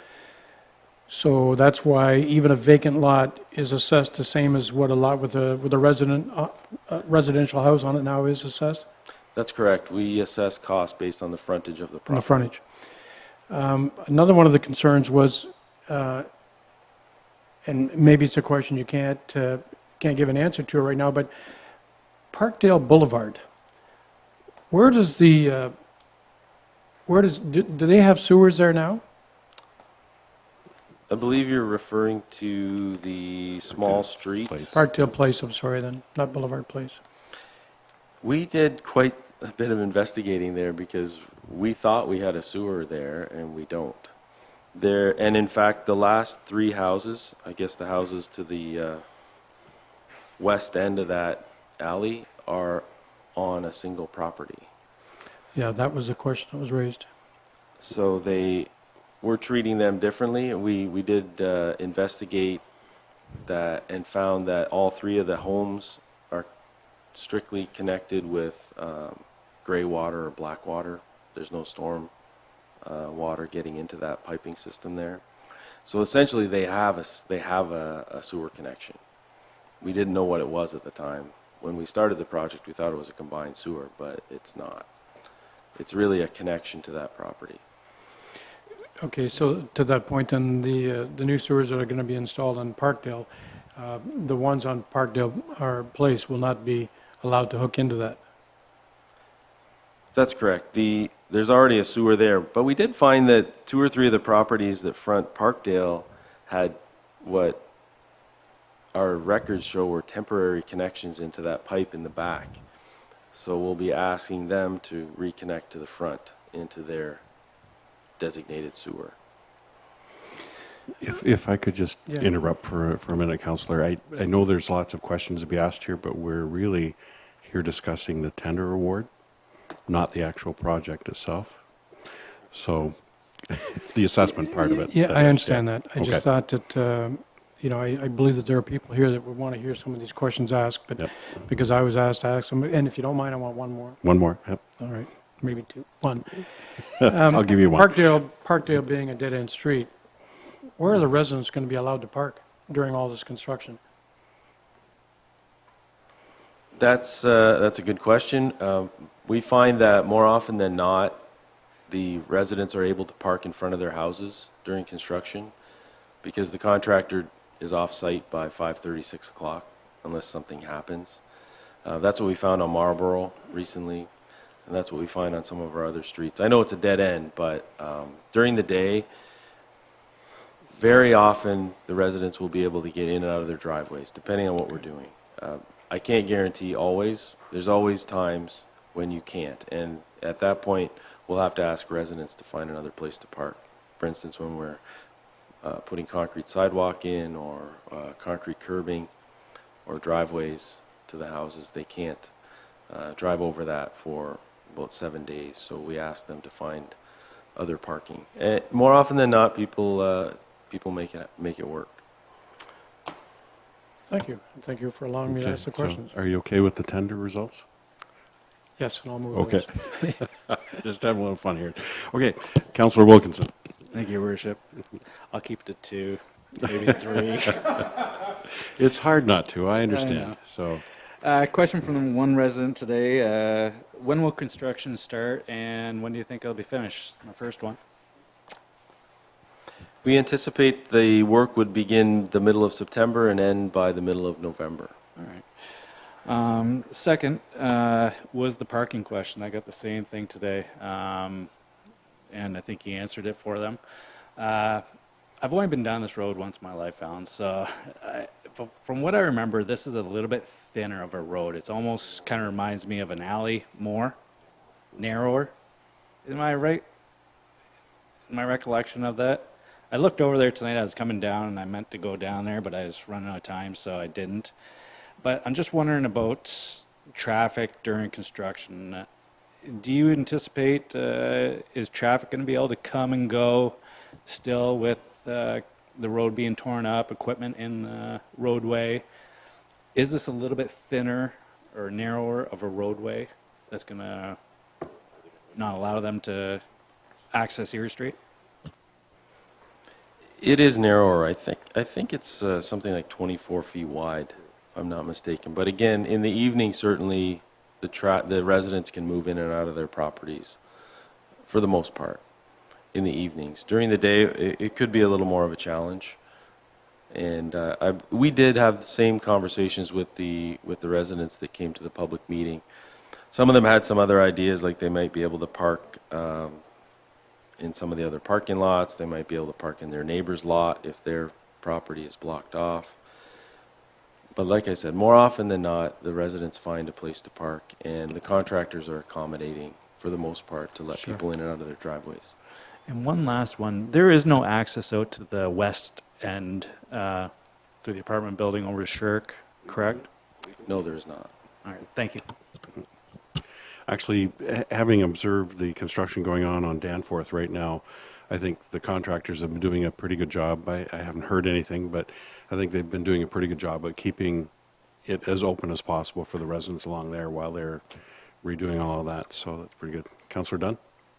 Through your worship, and bear with me, I just one question is regarding the sidewalks in your report that they're 4 feet at present, and we're going to change them to 5 feet. Was that because they're going to get messed up in the process? But I know it's meeting the new standards you stated. But if they're not going to be affected, why would we replace them? And not just my thought. If you would mind? Sure, thanks.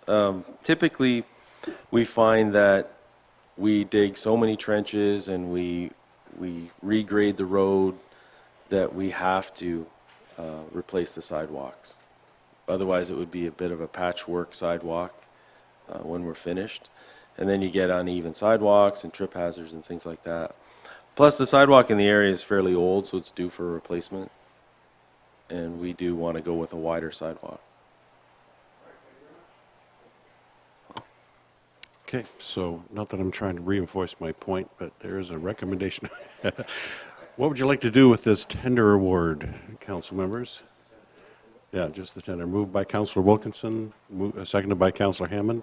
Discussion on the motion. All in favor? Motion carries.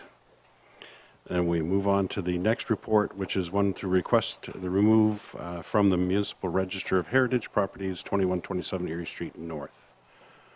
And we have Olivia doing this. Okay.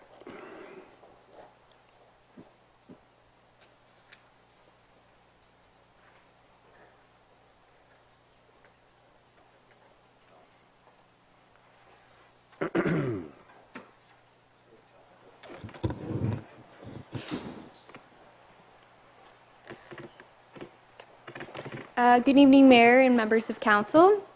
The following report is regarding the request to remove from the Register of Heritage Properties 2127 Erie Street North. The current property owners of 2127 Erie Street North have submitted a request to remove the subject property from Leamington's Register of Heritage Properties. The subject property is currently listed on Leamington's Register and maintaining the lowest level of heritage protection and is a significant building within the uptown streetscape. The owners have requested that the property be removed from the Register of Heritage Properties because of concerns that being listed may prohibit certain changes to the property if the status on the register changes as a result of changes to the Ontario Heritage Act. In regard to Leamington's Register of Heritage Properties, which was adopted on September 26, 2016 by Council, and includes 4 properties that are designated under Part 4 of the Ontario Heritage Act, and roughly 270 properties which are listed as having heritage potential. A designated property cannot be demolished or altered in such a way as to affect the heritage attributes of the property without the approval from Council. In addition, the Ontario Heritage Act also allows a property that has not been designated, but that council believes to be of cultural heritage value or interest to be placed on the register, which is commonly referred to as listing. The register has legal status and is intended to be used as a planning tool that can be consulted by municipal decision makers when development proposals or permits are being considered. When a property is listed on the register, an owner is required to provide council with notice of their intent to demolish the structure. Upon receiving the notice, council has 60 days to allow the time for the municipality and the Heritage Committee to evaluate the property and decide whether future protection is warranted. The purpose is to provide protection against the issuance of a demolition permit without careful review of the heritage significance before an irreversible decision is made. The request to remove the subject property, 2127 Erie Street North, from Leamington's Register of Heritage Properties has been reviewed by the Leamington Municipal Heritage Advisory Committee. The structure contains a long list of previous uses that have greatly contributed to the development of Leamington's community. It also stands as a testament to the unique history of the Odd Fellows organization, which can not only be associated with Canada but worldwide. At this time, a complete evaluation of the historical significance, including structural and cultural attributes, has not been completed. However, based on our general knowledge and local publications, the building can be associated with the following uses and individuals. Prior to 1925, the property, but not the building, was used as a roller rink.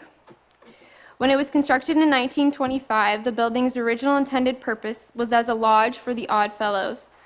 As an organization, the Independent Order of Odd Fellows aims to provide a framework that promotes personal and social development. The initials of the subordinate lodge are FLT, which stands for Friendship, Love, and Truth, as the basic guides to live by as an Odd Fellow. In North America, many lodges built their own facilities, which are listed on historic registers as being architecturally significant. The building was used by the Odd Fellows until 1940. From 1940 until 1949, the Staubs family owned the property, first E.J. Staubs and then Cecil Staubs. The structure had multiple businesses occupy it as it was used as commercial retail space. From 1949 to 1983, the property was owned by Dr. Schouten, and the upper portion became known as Schouten Hall. The Heinz Company had offices in the upper part, and from January 1955 to approximately 1980, Leamington's first radio station, CJSP, later known as CHYR, had their studios and offices in the upper portion of the premises. The property also hosted the Leamington Badminton Club for about 3 years. The lower portion of the property was occupied by Dixie Auto Land and Cycle from 1950 to the 2000s. There's actually a correction on that. I wrote 1980, but it is 1950. Up until the building was sold in 2017, the Royal Canadian Legion Hall was located in the building. The building also exhibits several architectural elements that lend to its neoclassical style. Municipal records indicate the structure was built in 1925 and includes the following exterior features.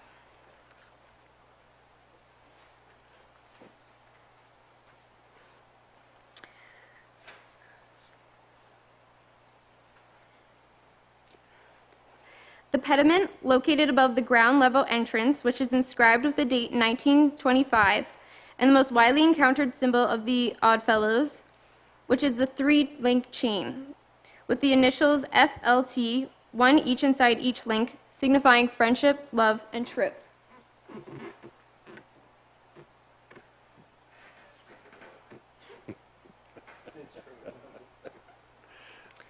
The shape of the windows, which draws inspiration from the classic style Palladian windows. As you can see right there, there's a demonstration of what they look like. And then there's the window above, which is boarded up right now.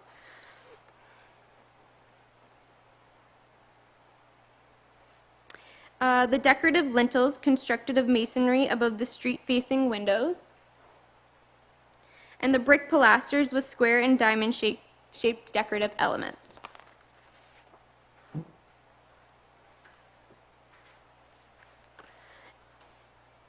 In addition to the cultural and built heritage of the building, the geographical location of the property within the uptown and along the main pedestrian streetscape is significant to creating a sense of place within the entire uptown area. This property plays a key role in establishing the character of the uptown through its connection to those who have used the space and the uniqueness and quality of the design of the building. Recognizing the importance of the heritage qualities of this building within the context of the uptown area is a benefit to the general public and the economic potential of the uptown. The Heritage Committee recommends that the listed property not be removed from the Register of Heritage Properties for the following reasons. Listing does not prohibit the current owners from making any alterations, interior or exterior, to the structure. The Ontario Heritage Act provides a process for the council to consider allowing for a demolition permit to be issued upon evaluation.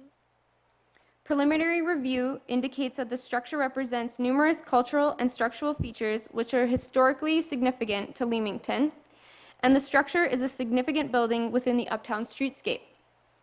It is noted that the owners have indicated that it is not their intention to demolish the building. The request has been brought forward based on the possibility of future changes to the Ontario Heritage Act that may restrict even listed properties. However, there are no pending amendments to the legislation at this time that would further restrict listed properties. Removal of the property from the register at this time would allow the owner or future owners to make an application for demolition without having to provide notice to council. Based on the information presented above, the Leamington Heritage Committee recommends that 2127 Erie Street North remain as a property on the register, the Heritage Register, as a listed property, and that the request to remove 27 Erie Street North from the Municipal Register of Heritage Properties be denied. Thank you. Thank you very much, Olivia. And I'm going to start this one off. First of all, very, very excellent report. I appreciate it. So many of our reports are just so filled with words and numbers, and this having the visual piece attached to it, I think it brings it home even more.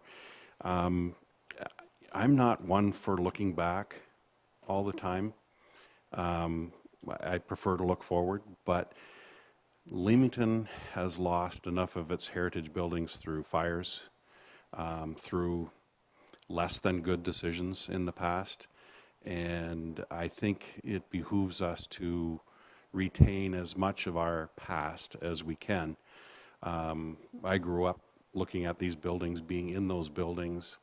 In fact, we were even relocated there. Our Patterson's Drag was after the fire that we went through. We were there for a temporary period of time.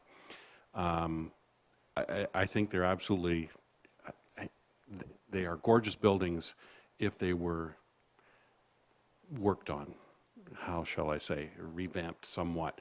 But I would not want to see this removed from any kind of protection that we can put in place, as limited as that protection is. So I agree with the recommendation from your committee. So I have Councillor Wilkinson. Thank you, Your Worship. Olivia, yes, thank you very much. Fantastic job on the report, as the mayor said. Very, very well done. Couple questions, I guess, in regards to what's on page 113 and 135. The committee recommends that the listed property not be removed for the following reasons. I guess the first one, it's point 2. The Ontario Heritage Act provides a process for council to consider allowing for a demolition permit to be issued upon evaluation. Time frame on a process like that. I'm putting myself in the owner's shoes. If he did want to do something, or else if he had a interested tenant, you kind of got to act quickly in these situations. How long does that process take from start to finish? Any idea on that one? So you're talking about when they want to do a demolition permit? Yes.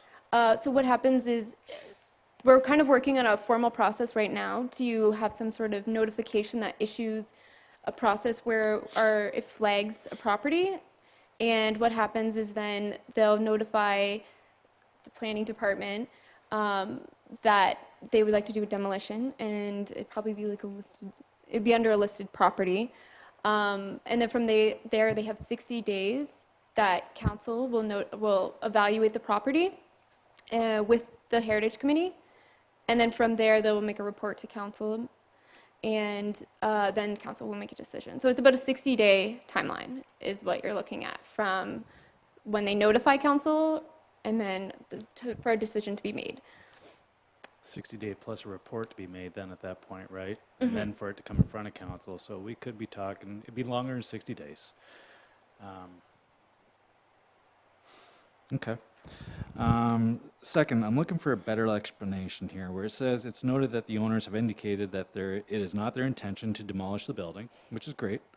The request has been brought forward based on the possibility of future changes to the Ontario Heritage Act that may restrict even listed properties. Can I get a better explanation of what their fear is that they think is coming down the pipe possibly that makes them want to take this off the register now? The only contact I've really had with them is when I asked them what their concerns were, and they had stated that they were just afraid that if the Ontario Heritage Act changes, it would restrict them from perhaps probably doing an alteration, which is not, for a listed property, it really only refers to a demolition permit. So if it's a designated property, that refers to if it's an alteration or a demolition being done. So my understanding is they were just kind of concerned if it changes and they're not allowed to do a renovation, or that was my understanding. That was the best reasoning I could probably get. And last question, and I'm not sure if I should have asked you this earlier today, but I'm sorry.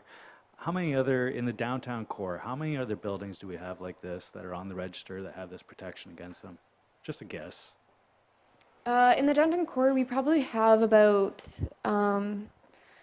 just thinking in the Four Corners kind of area between Yeah. the first streets. I'd probably say maybe 10. Really? Yeah. Yeah. Okay, I would have never guessed it was that many.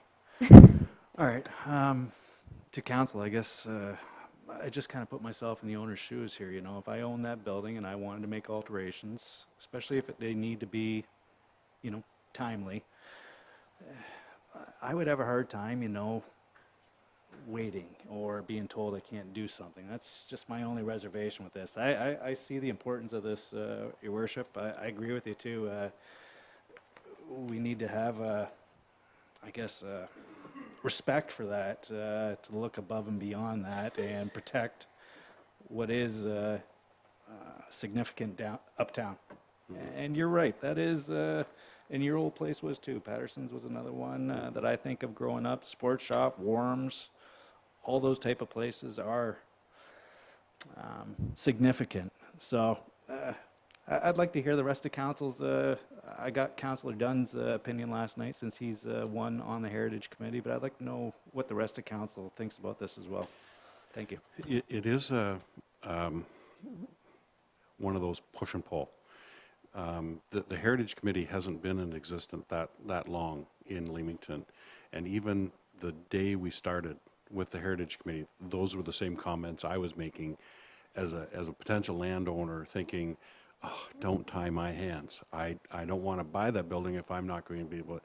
But the legislation is clear right now, and that was explained to us in the report tonight, that yeah, it's listed, doesn't mean you can't do it. You just have to get final permission to do it. And you're right, it could delay a potential something or other. But that's the mistakes you see happening, not just in Leamington, but in other communities close by us and all around us, is they haven't had those listed designations, and those buildings go down before anybody can say, wait, you know, this is such and such, you know. So I know where you're coming from. I do. So, Councillor, or Mr. Neufeld. Just a quick clarification. I think it's important to understand the difference between remodeling and demolishing. It's under the demolishing, demolition permit, where there are these restrictions. Under this current designation, remodeling can be completed, but not demolition. So what we're really talking about here, right, is just, it's the demolition, and that's what we're trying to protect. Okay. Right. Councillor Verbicki? For the mayor, thanks. It's just throwing this one out. do they need to come before council if they want to make any changes, alterations, or anything to the building? No, only if it is designated, and we only have 4 designated properties. So I mean, 13 Russell came to the council to put a ramp in and a window. Yeah. So I mean, to me, so That's because they're designated. So I think for this one, for example, this is only at a listed, like the level that it's at is listed. So it only refers to if it's a demolition permit, which they are not doing. They said they are doing alterations, which I've already talked to them, and I said, you're fine because it's not Thanks. covered through us. Yeah. Okay. Yep. Councillor Hammond? Your worship, thank you. I think we all have pretty much the same thoughts. I echo some of your comments. My fears would be that the current owner has no intentions of wanting to demolish the building, but that doesn't mean that he couldn't sell it 6 months from now, and the new owners could take it down without us having any knowledge of that. Yep. So, to Larry's question, I was going to ask that point as well. Not understanding the difference between listed and designation, but you're right. Currently, they can do whatever they want to it without coming to us anyway, so it doesn't destroy the character of the building. So, Councillor Dunn? Through your worship, my only comment is I support Olivia's recommendation as well as the committee did about, and just that clarification, and I thank you, Peter, to reiterate it. It's about the demolition only, and so we all are in the same agreements. But my other point was just Olivia. She's a true asset. She's one of the ones that put the list together, as well as a lot of excellent work for the committee. So I just want to thank you for an excellent job as well, and an excellent couple of years. So thank you very much for that. Okay. Thank you. Councillor Jacobs? Oh, thank you, Worship. When we talk about demolition, we're talking about complete removal of a facility, I would presume. But in a case like this, the outer facade really is where the heritage aspect of this comes into play, I would assume, correct? Actually, if you're inside, it's... Well, okay, and that's where I was going, though, but I mean, like, I don't know what's inside that building. I know when it used to be Dixie Autoland, it was just a big open space. I didn't see anything significantly dealing with You heritage need to look unless up. upstairs, but Well, no, even on the main floor, you just simply look up at the ceiling. I guess where I'm going, though, rather than get into all that, is the fact that... Hey, you brought it up. Yeah, I know I did, but however, the... But I guess the preservation of the exterior of the building is the main thing, because if you're revitalizing a downtown area, and we have historical facilities there, and you want to maintain that image. So technically speaking, though, that someone could actually demolish everything behind that wall and rebuild, but you're still preserving, I guess, the aesthetics of the exterior of the building. And I know what you say about a quick removal. I know that the old house down on the corner of Seacliff and Erie, one day it was there, the next day it was gone, and that was I guess a significant historical site as well, where the WFCU went in. Like that was an overnight process, and it disappeared. So, and I guess that's where I have some difficulty with these designations, is the fact that it really doesn't restrict an individual from modernizing. Well, it does, I guess, but I mean, you have to maintain that decor, but nothing prevents them from doing that under a designation. So, No, a listing. Yeah, right. okay. I know I talked in circles there, but I guess I was a little bit confused about No, this whole hey, issue. get your thoughts out. Councillor Verbeke? For the mayor, how do they get delisted? So that's a process we're kind of working on. No, so in order to be de-designated, we'd have to, when a building's designated, there's a bylaw written to it. So we have 4 bylaws for the 4 properties that we have designated. What we do is a repeal of the bylaw. So that's a process where we'll have to be notified by either the owner or, well, most likely probably the owner, who would like their property, the bylaw repealed, so they would like their property de-designated. That's a more formal process. It's laid out really well in the Ontario Heritage Act. We haven't really done that yet, so we haven't got to that point. But yes, there's two processes. There's a repeal of the bylaw, so that will get rid of the bylaw completely and de-designate the property. And then there is an amendment to the bylaw if we want to clarify. Because of our four properties were actually written in the 1980s, which was before they really fine-tuned their process of how to write a proper bylaw. So that would be something that if we ever got to working on how to clarify our bylaws a little bit better for designated properties. So, Councillor Jacobs. Thank you, Worship. Just a quick question. A historical site or historical property, we cannot designate it. The owner has to be willing to enter in that agreement, correct? Like, we can't unarbitrarily go in and say that your house is a historical site and that's it, correct? I think that's where it gets a little touchy because, yeah, we want to try our best to work with the property owner. In a process, like for this example, if they were, for this building, say they did want to do a demolition and there was enough people who rallied around it and wanted it designated, I think that might be, if they presented a strong enough case to council, I think that might be, that's an example of something if the community feels that, like this building, for example, in the downtown core was significant enough. But I think that's where it gets a little touchy if it's, I don't know. Well, we're going back to what the mayor said earlier, that if it's not designated, and as you said in your report as well, you can go in and get a building permit tomorrow, or I'm sorry, demolition permit tomorrow, and it be gone by Friday. You know, and that's where I'm going with this, is that the designation has to be consented to by the owner of the facility or the property, correct? That's where I was going.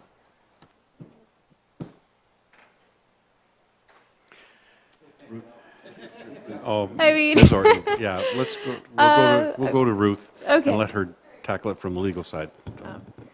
The legislation, based on my quick review of it, does not require consent of the owner. I think this council has indicated that it would not wish to proceed with a designation without the consent of the owner, but the legislation does contemplate designating properties without the explicit or express consent of the owner.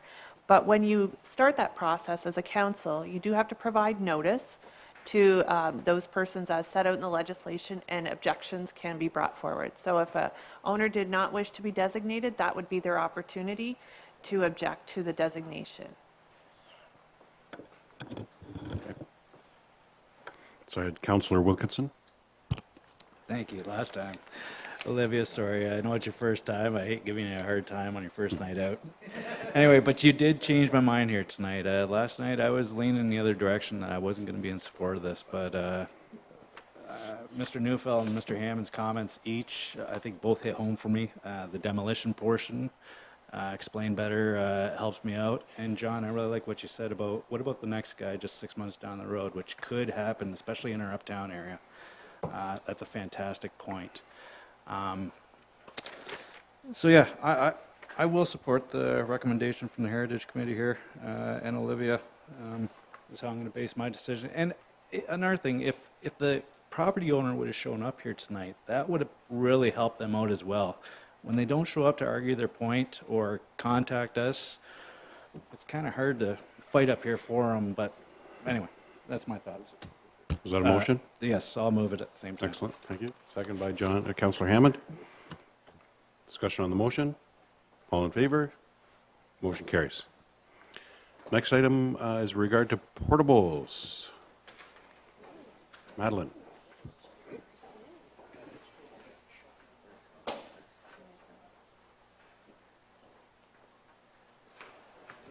right. Good evening again, Mayor and members of council. So this report that I'm bringing forward is more of an FYI for yourself. It's about the installation of portables on public school properties. So under the changes in the Planning Act in 2006, under Bill 51, it specifically exempted portable classrooms from the requirements of site plan control for school sites which were in existence prior to January 2007. So right now, I'm just going to bring a report to give you some information on some of the portables that are coming to be constructed in Leamington. There are 4 different sites, so 4 Maxon Avenue, Queen Elizabeth Public School. They are applying for building permits to build 4 portables.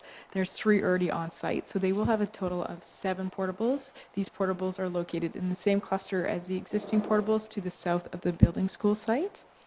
The next site is at 259 Shirk Street at MD Benny Public School. This will be a total of 1 portable being constructed. There are no current portables. I know it does look like there is one now, but that's an older aerial photo. That portable doesn't exist anymore. The portable will be to the south of the site. And finally, at 176 Talbot Street, St. Louis Catholic Elementary School, they're going to be constructing 1 portable there for a total of 1 portable as well to the west of the site. Now, through the building permit process, there will be a zoning review done, so parking will be taken in consideration, lot coverage, and landscape open space as well will be addressed, but they won't be going through site plan control. If you have any questions? Councillor Jacobs? Thank you, Worship. What's the timelines for portable classrooms? Are they in there for infinity, or are they on a year-to-year basis? Yeah, that would be the prerogative of the public school board. So once we say okay, they can stay there for an extended period of time, I guess, so they decide they don't need them anymore? That's the bottom line? I think really with the reason why the legislation and the Planning Act changed to exempt portables is to give the public school board districts the flexibility and efficiency when they have to accommodate more students unexpectedly or less students, to give them that flexibility. So they are exempt from site plan control. So it's their prerogative whether they want to keep them or not. Okay. Councillor Hammond? Your Worship, thank you. Just a comment. I realize, Madeline, thank you again, it's just a report, but, you know, we closed, the Catholic School Board closed Queen of Peace to move the students to St. Louis, and now we're looking at, or they're going to erect at least 1 portable, and who knows what might follow. Indeed. Yeah. So, Councillor Dunn, move the report. Supported by Councillor Wilkinson. Discussion on the motion. All in favor? Carried. Thank you. Next report is one regarding the Ontario Municipal Commuter Cycling Program. I'm going to Alan for that one. Thank you, Mr. Mayor. The Ontario Municipal Commuter Cycling Program, or OMCC, is intended to provide direct, dedicated annual funding to Ontario municipalities to support the implementation of commuter cycling infrastructure. The OMCC is a multi-year program supported by proceeds from Ontario's Cap and Trade program. There will be $42.5 million available in the first year across the province, and funding for future years will be determined based on availability of Cap and Trade proceeds. All Ontario municipalities are eligible for annual OMCC funding to support up to 80% of the cost associated with their implementation of eligible commuter cycling projects.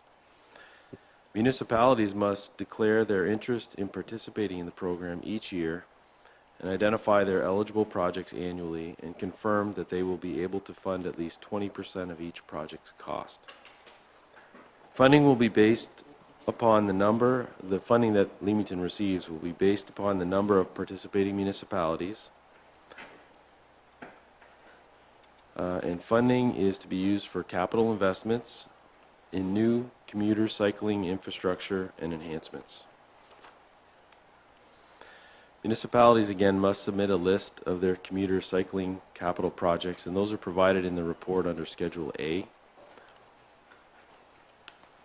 Municipalities may submit one or many projects, or any number of projects, and they may also nominate more projects for funding than their funding allocation, which the province will look at should there be underspending of funds in other areas. And they may or may not approve projects as they see fit. Municipalities will select which projects they wish to implement and apply OMCC funding from that list. All projects that use OMCC funds must be completed by December 30, 2020. And the deadline for submitting our application to OMCC is September the 8th, 2017.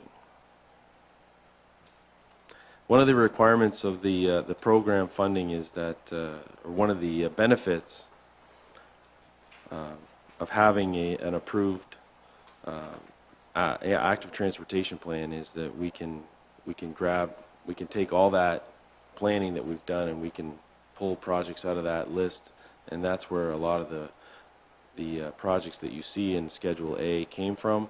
And also the county also finished the CWATS active transportation plan, so we can pull from that as well.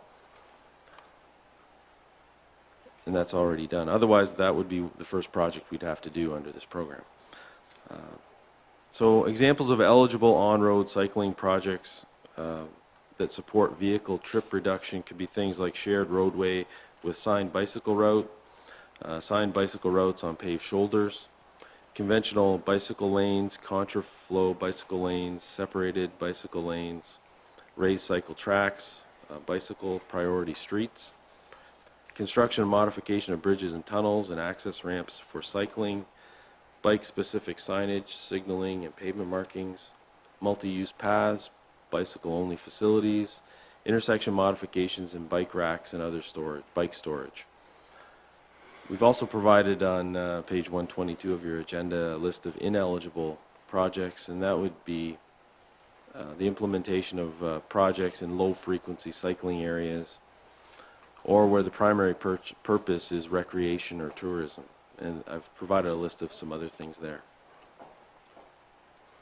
We can also partner or involve other municipalities, federal government agencies, indigenous communities and organizations, businesses, non-government organizations, school boards, and even the Conservation Authority.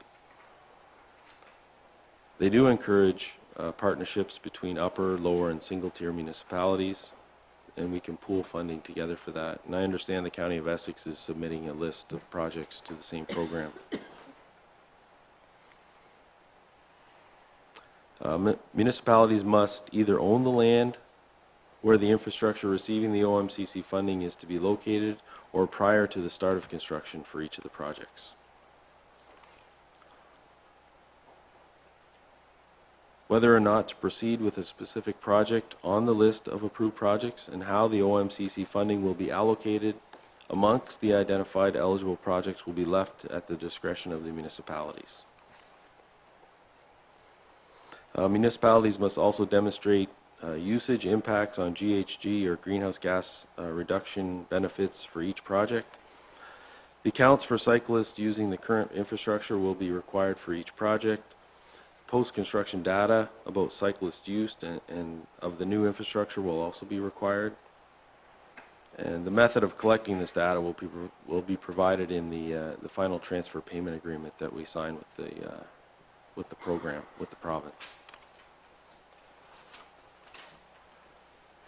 Again, municipalities must declare their interest in participating in this program annually by completing and submitting an application form. And prior to receiving funding in the first year of participation, a municipality must execute a transfer payment agreement. Municipalities must also pass on an enabling bylaw and provide a copy of the passed bylaw to the ministry on an annual basis to participate in the program. The municipality will be required to provide the ministry with copies of an enabling bylaw that includes or that allows or permits the municipality to enter into the agreement, commits the municipality share of the funding, designates signing officers for and authorizing execution of the agreement, includes the list of eligible projects, and complies with OMCC program requirements. Now, in the financial impact section in the first paragraph, you'll see that we tried to break down the funding formula for this program. So every municipality will receive base funding of $25,000, and then the program will take 70% of the remaining allocation and split that based on our population, and the remaining 30% of the allocation will be based on the number of municipal commuting cyclists that we have. The province already has our data, and we're listed in a table of all the communities, and they already know how many cyclists we had in 2011, designated cyclists. So each municipality will determine which projects on the approved list it will implement and fund in the OMCC program. Participating municipalities will be required to report annually on the project expenditures and the use of the OMCC funds, which is similar to all of the funding programs that we're involved in. All the project costs must be incurred. Eligible project costs are those that are incurred after May 30th, 2017 and prior to December 30th, 2020. And all the projects must be completed by December 30, 2020.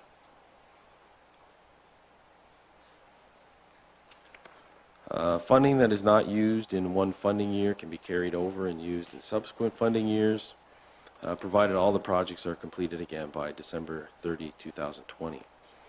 So you'll see in the back of the report under Schedule A, we provided a long list of what we think are eligible projects that we would like to provide in our initial application. And we've also provided a Schedule B, which is a map showing the different styles of cycling routes, paved shoulders, again, bike lanes, multi-use trails, and things like that. So in the map, you'll see, we tried to highlight how we were linking employment lands, recreation, tourism, and trying to support our application as a commuter cycling, how we're benefiting commuter cycling. So if you total up the projects, you're going to see that it's just under $6 million worth of projects, and the funding responsibility of the municipality would be 20% of that, or just over $1 million.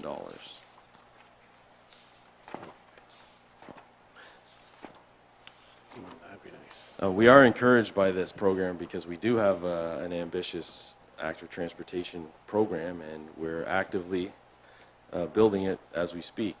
So this is a great opportunity for us to get access to 80% funding for a lot of these things, and we are recommending that that this list provided for the Ontario Municipal Commuter Cycling Program as attached be approved, and that the mayor and clerk be authorized to execute the 2017 OMCC application declaration.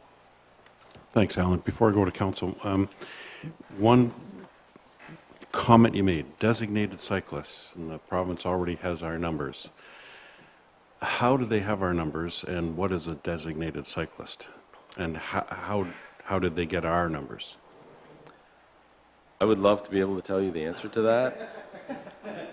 I didn't. I read through the application guidelines, and they had included tables for all the eligible municipalities, and they have where they are and all the data for all the eligible municipalities. And the last column is cycling data, and our number is sitting there. And every other municipality has a number, and somehow through the 2011 census. Wow. So they miss 5,000 They have. agricultural workers then. So They have our I would number. hope that if council says yes to this, that in our applications we emphasize that although census may say it's this many cyclists, we also have anywhere from 5,000 to 7,000 non-resident agricultural workers that are here cycling all the time. So I think that's really, really important that we get that included in there. But anyway, I'll leave that there. Councillor Dunn? Through you, Your Worship. And to add to that, also how many that don't speak the language that actually can fill that out properly. That's because the same with our store too. They don't have the accurate numbers of the actual different nationalities. Alan, my question is regarding, we were up in AMO conference in Ottawa, and there was a lot of bike paths, and they actually had separate lights that were indicating for the bikes. And that's when I was asking in the Schedule A, it says here the signal upgrade. Is that what you're looking at? Designated cycling route passing through intersections? They had like a designated light that actually for cyclists to go through, like it was a special green light for them. Sure. Yes. We actually contemplated that for the Weigel Oak intersection. And I can't tell you which ones in this list have it. I just don't know. But we talk about that. occasionally, and it's something that we are thinking about. Yeah, I just was asking, those are some of the features we're looking at, trying to implement into our little community. Okay, thank you. Councillor Wilkinson. Thank you, Your Worship. Good comment, by the way, too, with that 2011 figure, that we wouldn't have all those, we must have an insane, incredible number. I wonder, put a comparative number maybe on another community. Did you happen to have that? Like, was Essex on there? Like, did they have 500 bikers and we had 600? Like, I think we would be such a huge spike in comparison to everybody else. But I like what you said, Mayor. That's a fantastic point, and I hope we can somehow update that. I guess my questions, Alan, are, we got a provincial election next year happening, and if it goes the way I think it's going to go, I don't think the Liberals are going to be back again. Cap and trade could be abolished. It could be canceled, whatever. What happens if this program is canceled by the next government?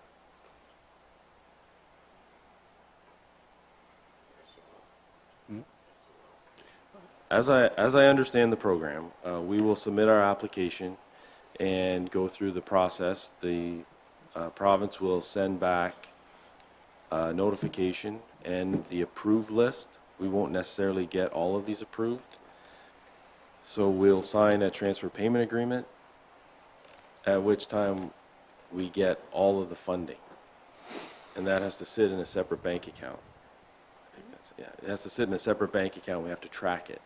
So, to be honest with you, I don't know how that would work, but it would be a program that we've signed a transfer payment agreement for, and we have the money in our hand. Might get a little tight, won't it, by the time, okay. Second thing is, let's talk about County Road 20 for about the 100th time here in this council chamber. I'm looking for any sort of little carrot to put in front of the donkey that's going to get that process going on County Road 20 to get our, whatever you want to call it, our raised cycle trail. First of all, can I get confirmation that that project is on there? I think it's in the middle of this sheet here. Several breakdowns, yeah. All right. Yep. So 12 and 13, that is Shirk Street to the town line, correct? All right. County of Essex is... There is a segment in the middle that's 100% county responsibility, so it's not in this list. All right. But they will be It's applying for it. likely, yes. Now, reading further into this, the timeline on this for 2020 is there a realistic chance that we could make this happen in accordance with the timelines set out in this report? Just your opinion. I'm not going to hold you to it, but... If we did all of it, no. I wouldn't think, right? All $6 million worth? Are you just asking about County Road 20? Or Yes. County Road 20. it all depends on whether the funding comes. But maybe instead of Alan or me trying to answer that, we'll go to the CAO. Sure. County Road 20 is a priority for administration as it is a priority for council. We have submitted our application, our CWATS application, for this project to be considered. My understanding is that there are significant applications to the CWATS program. Initially, as I understand it, in excess of $4 million worth of work against a $1 million budget for CWATS.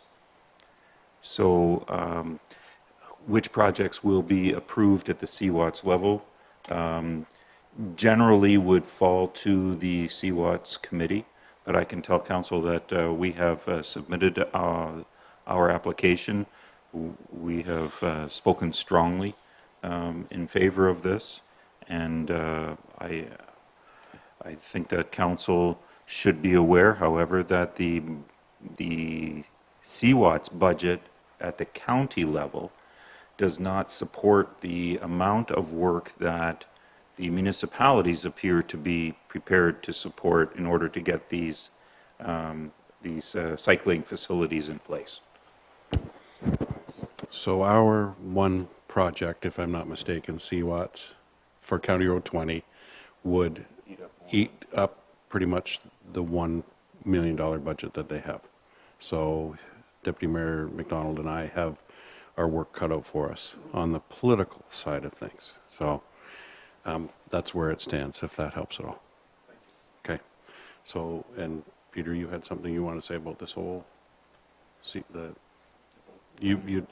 no, you'd raised your hand earlier on that you wanted to address something, but.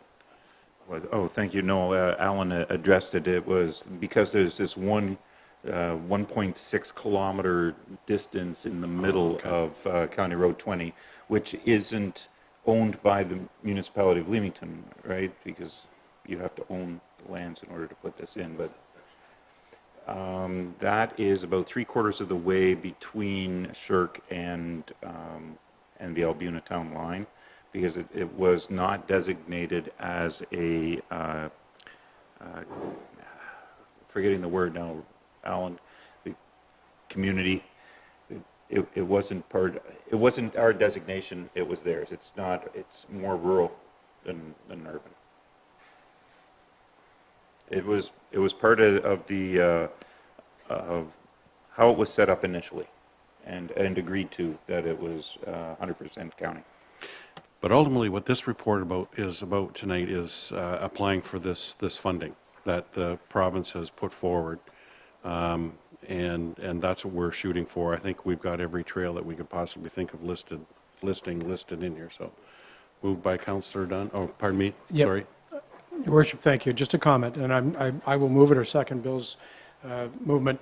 I think that it's an ambitious schedule, but I think anytime somebody's willing to give you $6 million or $7, if you spend one, we'd be awfully remiss in not going ahead and try to get through this. So anyway, so I will either move Councillor or Dunn, I will move. want to move the No, recommended support by Councillor Hammond.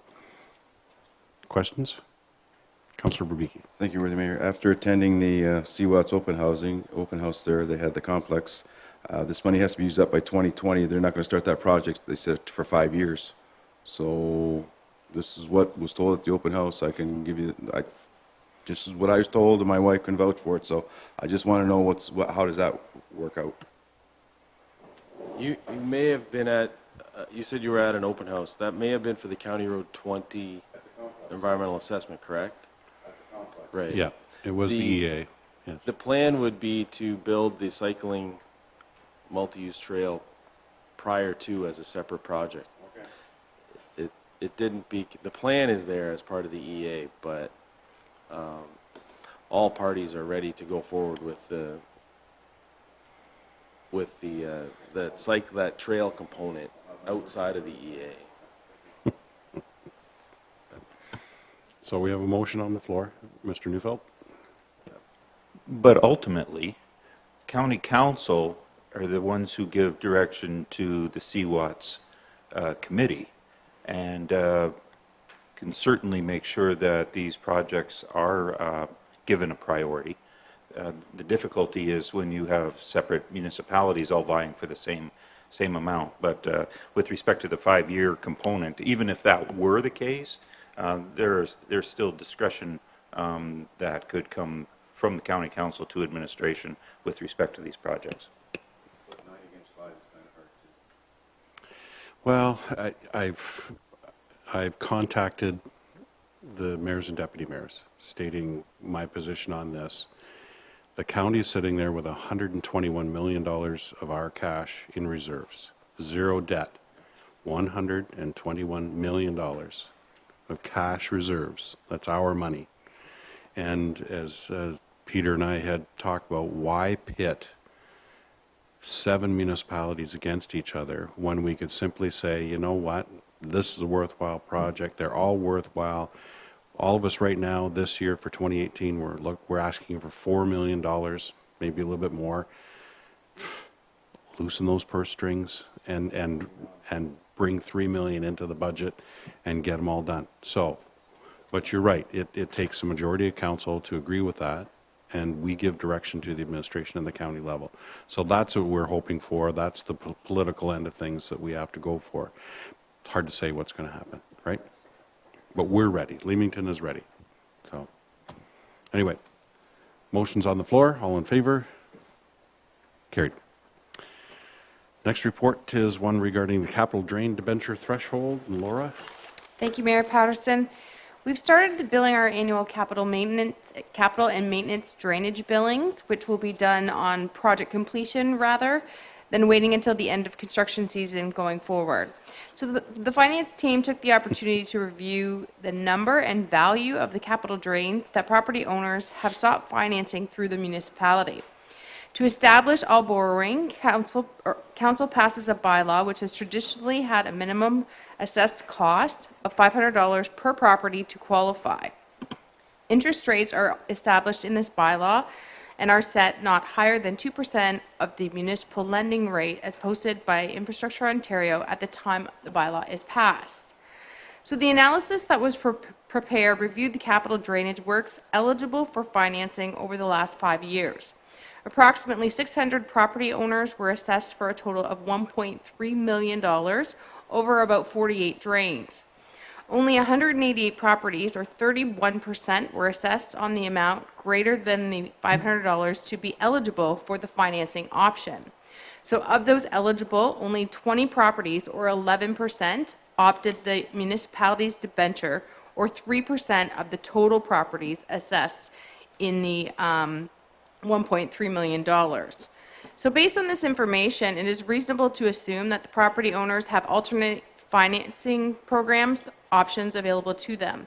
And as such, administration would like to establish a minimum threshold of $1,500 for future capital drainage debentures. As required by Section 45 of the Drainage Act, Council will have the opportunity to adjust that minimum to be debentured for each capital project through the passing of each debenturing bylaw. So a review of the neighboring municipalities was undertaken as well, and the minimum to be debentured varies across the county. We have also confirmed that the required minimum to offer the amount of the debenture is not specified in the Act. So the recommendation before Council this evening is to receive the report for information. Thank you very much. Questions, comments? Move. Why am I not surprised, Larry? I know, taken long enough, hasn't it? Moved by Councillor Rubicki, supported by Councillor Jacobs. This has been something we've been dealing with for some time, trying to make it easier for our agricultural community. So this is awesome. Thank you for doing that. Discussion on the motion? All in favor? Carried. Wonderful. Next item is an amendment to the 2017 user fee bylaw, taxi cab application late fee. Ms. Percy. Under the new taxi bylaw, taxi cab driver and owner licenses expire on October 31st each year. Applications for renewal are required to be submitted to the municipality by September 30th, which allows the municipality a month to process the applications when they'll be in place for November 1st. The current renewal fees for a driver's license is $65 and a renewal fee for a taxi cab owner is $100 per car. Historically, the taxi cab owners and drivers have not renewed their licenses on time. When a licensee does not renew his or her license by the expiry date, there's additional administrative and enforcement follow-up that is required. In an attempt to provide incentive to licensees to renew on time and to successfully maintain renewal compliance, administration is proposing a renewal fee that would be applied to applications after the September 30th license expiry. The introduction of a late renewal fee is intended to cover the escalating administrative and enforcement costs of attaining compliance. This late fee does not apply to new applications. If approved, administration would notify the taxi cab licensees by letter mail of the new fee. The increased fee for late renewal of taxi cab driver and owner licenses, again, would offset the additional administrative time spent enforcing the bylaw. So the recommendation is that administration be directed to bring forward a bylaw for consideration to amend Schedule M, legal and legislative services fees of bylaw 7116 to include the following: taxi cab license renewal, receive late fee of $150. Taxi cab driver license renewal, receive late fee of $90. Thank you very much. Councillor Dunn. Through you, Your Worship. Brendan, my question is regarding their site plan approvals for their parking. If this is not in place by the October deadline, can they still apply for their actual license? Or do they have to have all that in place before applying for their license? So the condition that was placed on 3 of the owners' licenses to have a site plan was extended by the appeal hearing committee recently, and that extends their deadline to the end of the license term, which is October 31st. If, regardless, they would have to apply for a new license, and at that time, it would be determined whether or not to grant the license and whether a condition, that same condition, would be added to the license. Okay. Councillor Jacobs? Thank you, Worship. In reviewing this, I have no problem with the renewal fee for late application for the driver's license, but I have a problem of license renewal for the business itself. And I think that we're going to wind up just back where we were with this site plan and the different bylaws that we have put in to regulate them. And this is just giving them another out. I think we got, I don't know, it's a polite way to put this, but, you know, they just laughed at us in a sense, that they didn't want to meet the regulations that we have specified. A taxi license to operate a service is the mainstay of their business. It's no different than your car insurance or your driver's license or whatever. If you don't make the effort to have that renewed by the due date, it's automatically canceled. And I think that's the same thing we should do with the taxi license renewal by the owners. In my opinion, thank you. Okay. Councillor Hammond? Your Worship, thank you. Brenda, just a question. So the received late fee would be $150, but that's just a fee of $50 over and above their $100 charge? Yes, so if they applied after the deadline, it would be $150 per taxi cab. So then they have to have a 5-car minimum.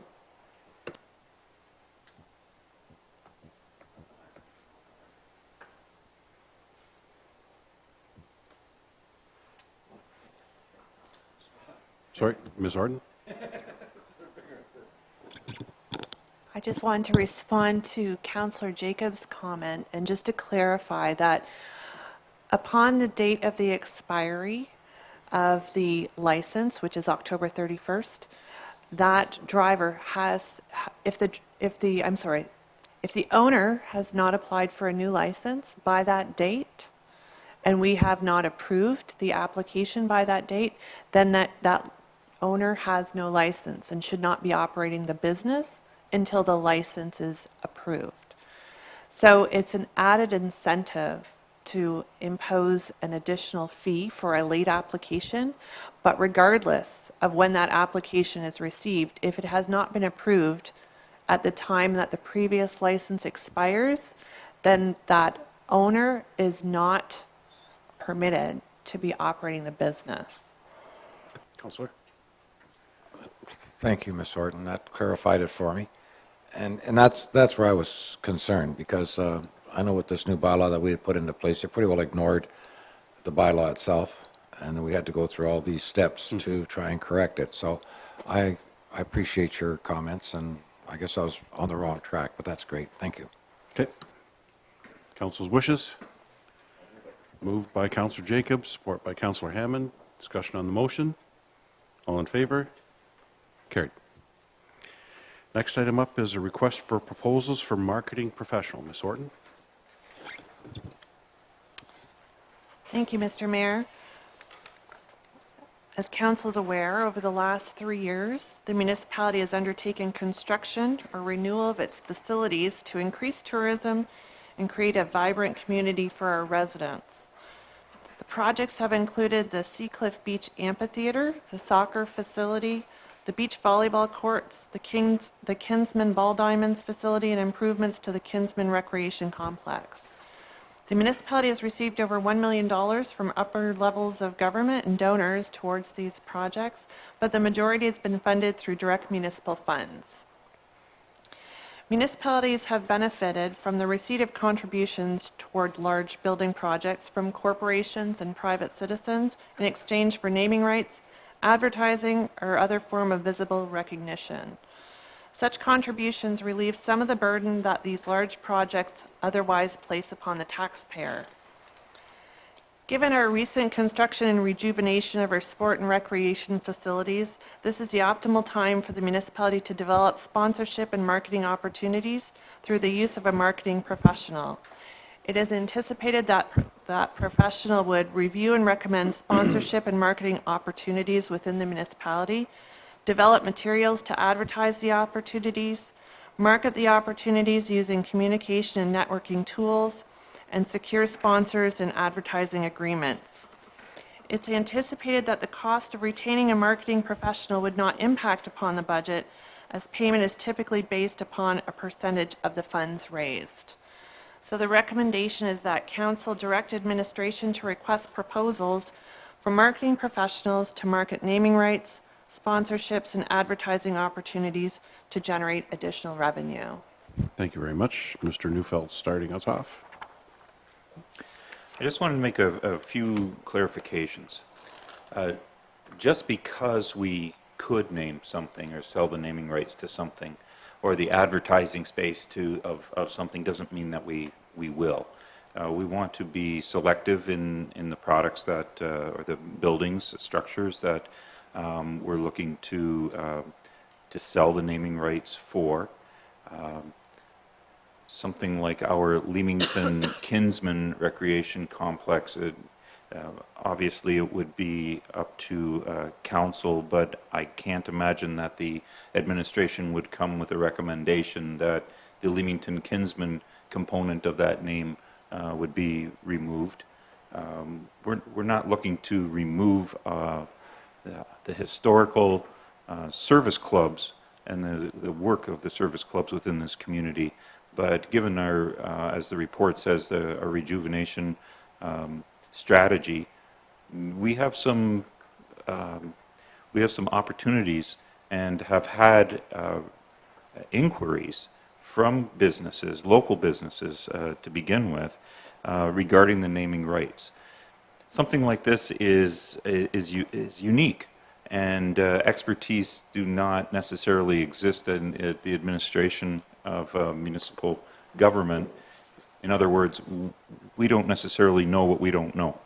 So that's why we think that for the benefit of the municipality, that we look at bringing in a marketing specialist, a professional who can help us identify what the going rate is for the length of time, what the sorts of terms of an agreement would be, and then be able to bring that back to council. And to be really, really clear, this is not hiring a staff member. This is purchasing the services of a professional business. So, Councillor Verbeke. Please help me before I vote against this. This is not a consulting report going out after somebody. These people, we cannot do any of this in-house ourselves. Mr. Neufeld. We could try. But we won't know whether we're getting the best bang for our buck. We won't know whether we're getting a good deal or not a good deal. We don't have, these are particular skills, and as the report sets out, we wouldn't be paying them out of the budget, because generally these agreements are set up that the person would receive a percentage of the funds that they are able to obtain for the naming rights themselves. Okay. Further questions? Council's wishes? Moved by Councillor Jacobs, supported by Councillor Wilkinson. Discussion on the motion? All in favor? Carried. Last report. Another one regarding the MTO authorized requester information services. This is the most fascinating report of the evening. It was. I couldn't wait to get here. And I know that Alan is very excited that I'm bringing this forward. In 2017, in April, the Ministry of Transportation announced that motor vehicle collision reports and collision information is now available to municipalities across the province through its authorized requester information service. To access the information, municipalities must designate an authorized signatory and enter into an agreement with the MTO. We use this information for recovering repair costs to municipal infrastructure due to motor vehicle collisions, statistical analysis, and traffic planning. Redacted data is available to municipalities, and it includes collisions reported to the ministry since 2014, with information such as gender, date of birth, the residential municipality of the driver, a diagram of the collision, and other information such as that. Historically, we did receive this information from the OPP, but since the Ministry of Transportation is now making it available, the OPP has asked that we receive it through this process. Once registered, we would be able to request electronic copies of collision reports for the cost recovery purposes 20 days after the collision occurs. In order to access the data, as I indicated, the municipality must designate one staff member as the authorized signatory, and then that person may then authorize other staff members to use the ERIS system as long as they've entered into the requisite agreements. The terms of the ERIS agreement simply include that employees designated to access the information only use that information to perform their duties and not for personal reasons. We are required to complete some online training. There is a one-time fee of $250 to register as a requester, and then a $14 fee for each collision report. So the recommended action is that Council authorize the ERIS agreement with the Ministry of Transportation, and that the Director of Legal and Legislative Services be designated as the authorized signatory and be authorized to execute all documents necessary to facilitate the agreement. Thank you. Questions from council? Councillor Jacobs? Thank you, Worship. When Ms. Orton mentioned Mr. Botham being so excited about this, I take that you would use this for looking at intersections, dangerous intersections, like at Circle K today where there was 2 accidents, like type things like that. Is that the premise behind this whole thing? Part of the premise, really also, in order for us to claim against insurance companies of persons who are in motor vehicle accidents in the municipality, if they damage municipal infrastructure, that's how we recover those costs. Okay, moved by Councillor Jacobs, support by Councillor Dunn. Discussion on the motion. All in favor? Carried. All right, we'll move, well, pardon me, there are no other matters for approval, but there are other matters for consideration. Ruth, you are looking after this one? Yes, there is an amendment to Schedule A of Bylaw 37414, which is a bylaw to appoint municipal law enforcement officers for the Corporation of the Municipality of Leamington. This is a delegated authority to the clerk, who simply adds a list of officers who actually work at the hospital. And annually, we bring that forward to council simply to authorize those appointments.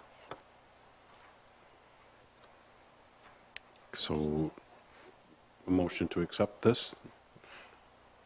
Anyone? Councillor Wilkinson, Councillor Jacobs? Discussion on the motion?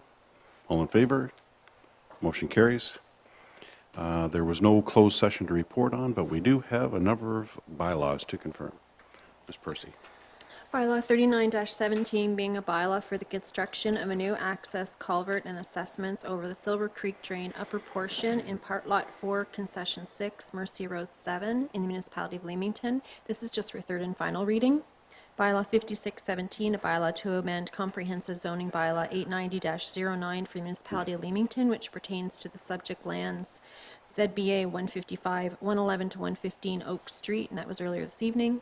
Bylaw 57-17, a bylaw to amend 71-16, being a bylaw to provide for a tariff of fees to be charged in 2017 by the municipality of Leamington.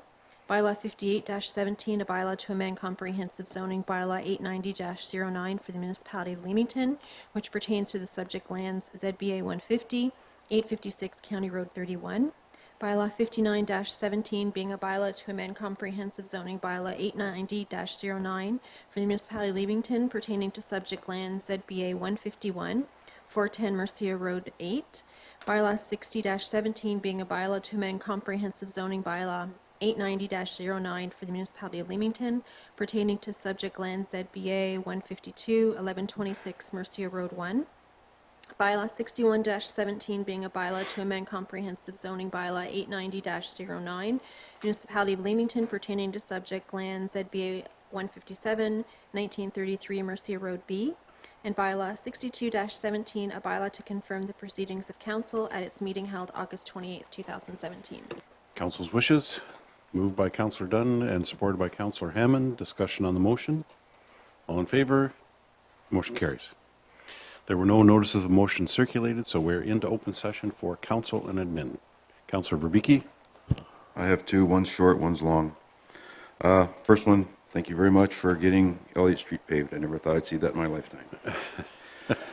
August the 15th, I helped put together a meeting with the Essex County Federation of Agriculture for elected MPs and MPPs. 3 MPs, Brian Massey, Tracy Ramsey, Cheryl Hardcastle, along with MPP Taras Nadashak, toured and had a meeting with Ken and Steve Enns and their family about the cap and trade and the minimum wage. It's hard to believe how it's going to affect their family farm. Talking to Ken today, they are probably going to lay off 40 people. So there's no need for sunglasses because the future doesn't look bright anymore there. Thank you. Thank you. Councillor Dunn. Through you, Your Worship, I just wanted to report on the AMO conference we went to, a few of us went to in Ottawa there. There's quite a few excellent speakers. They spoke a couple of subjects that I really enjoyed were the talk about what effects marijuana is going to have in our municipality, as well as how another speaker spoke on how to fill empty spaces, win the space. And another one was on immigration through young schools and getting them to participate. But the biggest thing I took away from the whole thing was one tax dollar and how it divides up. That 8 cents goes to the municipality, 44 cents goes to the province, 47 cents goes to the federal government, and we provide 2/3 of the services for our constituents. And that was the biggest part, and I like that part. Yeah. Yeah. It gives it a little bit more clarification of actually where everything goes and what we do for our municipality. Little slap upside the face, isn't it? Yeah, we need more money. Yeah. Yep. Councillor, pardon me, I had Councillor Jacobs next. Sorry. Thank you, Worship. Actually, what I want to bring forward for council's consideration is the fact that our CIP program is pretty well designated in a specific area in the downtown core, and that's for the beautification and upgrading of the facades. But a lot of other businesses within the municipality have upgraded their facilities as well. I know the Navy Street South, the A&W, the Shoppers Plaza there, excuse me, and a couple of other facilities have done a lot of work on their own without any assist from the municipality itself. And I was wondering if there's some way that administration could come up with some type of a recognition program, I would guess, to pass out to these places, or to, pick one a year or something specific along those lines. Because I think it's nice if they know we're recognizing their efforts and their programs, because they are creating a beautification for our area here as well. So, and they're out of the downtown CIP project, so I'd like to see something come forward if we can with that. Yep. Thank you. It's a good idea. I think Councillor Wilkinson, you and I have had this discussion before too, is recognizing those buildings, those business owners, the property owners who have taken the steps, right? So I think it's a great idea too. Councillor Wilkinson? Just wondering if we can get a little update progress on Danforth project. If anybody wants to take a stab at it, how it's coming along, and how everybody's getting along on that road. It's great. Unless you live there. As far as I know, we're still on schedule. I think we've just finished the installation of the sanitary sewer, the water main, and we're just finishing up the storm sewer work along Danforth. But we're still on schedule. And projected completion was end of November, wasn't it? No, somewhere in November, right? Yeah. So I go by it regularly, just to keep an eye on it. But it seems to be, I don't drive down it, I go by it. So just keeping an eye on everything. So, Councillor Hammond. Your worship, thank you. To Councillor Jacobs' comments, I think that's a great idea. You know, it's something similar to what Communities in Bloom do. They put a sign out on the lawn, or they give them a recognition, and I think it's a great thing to be looking at doing for some of the businesses that have spent a considerable amount of money. AMO, I want to comment on the remarks made by Councillor Wilkerson and Councillor Deputy Mayor McDonald, who sent in some reports which were great. We all had an opportunity to look at those. One thing I'll share with you, one of the takeaways that I had was not in the convention itself, but from the vendors. I spent some time talking to a company from Whitby who manufactures and installs cogeneration systems, some of which are as large as 50 megawatts. And I think that, you know, in light of the fact that we're looking at something now from Union Water, I'm going to take the information I gathered to Rodney. I'm also going to share, because they've installed them in a number of arenas. I'm going to share it with our Recreation Director, Terry Simons, and see if it's something that, I mean, we don't have a generator there. The byproduct of that, is we know, is hot water, which can be used to melt the snow. So it might be something we want to take a look at down the road. So I do have all the information, and I'm going to share it with them. Good, very good. Thank you. Anything from staff? No? Then I'll fire away.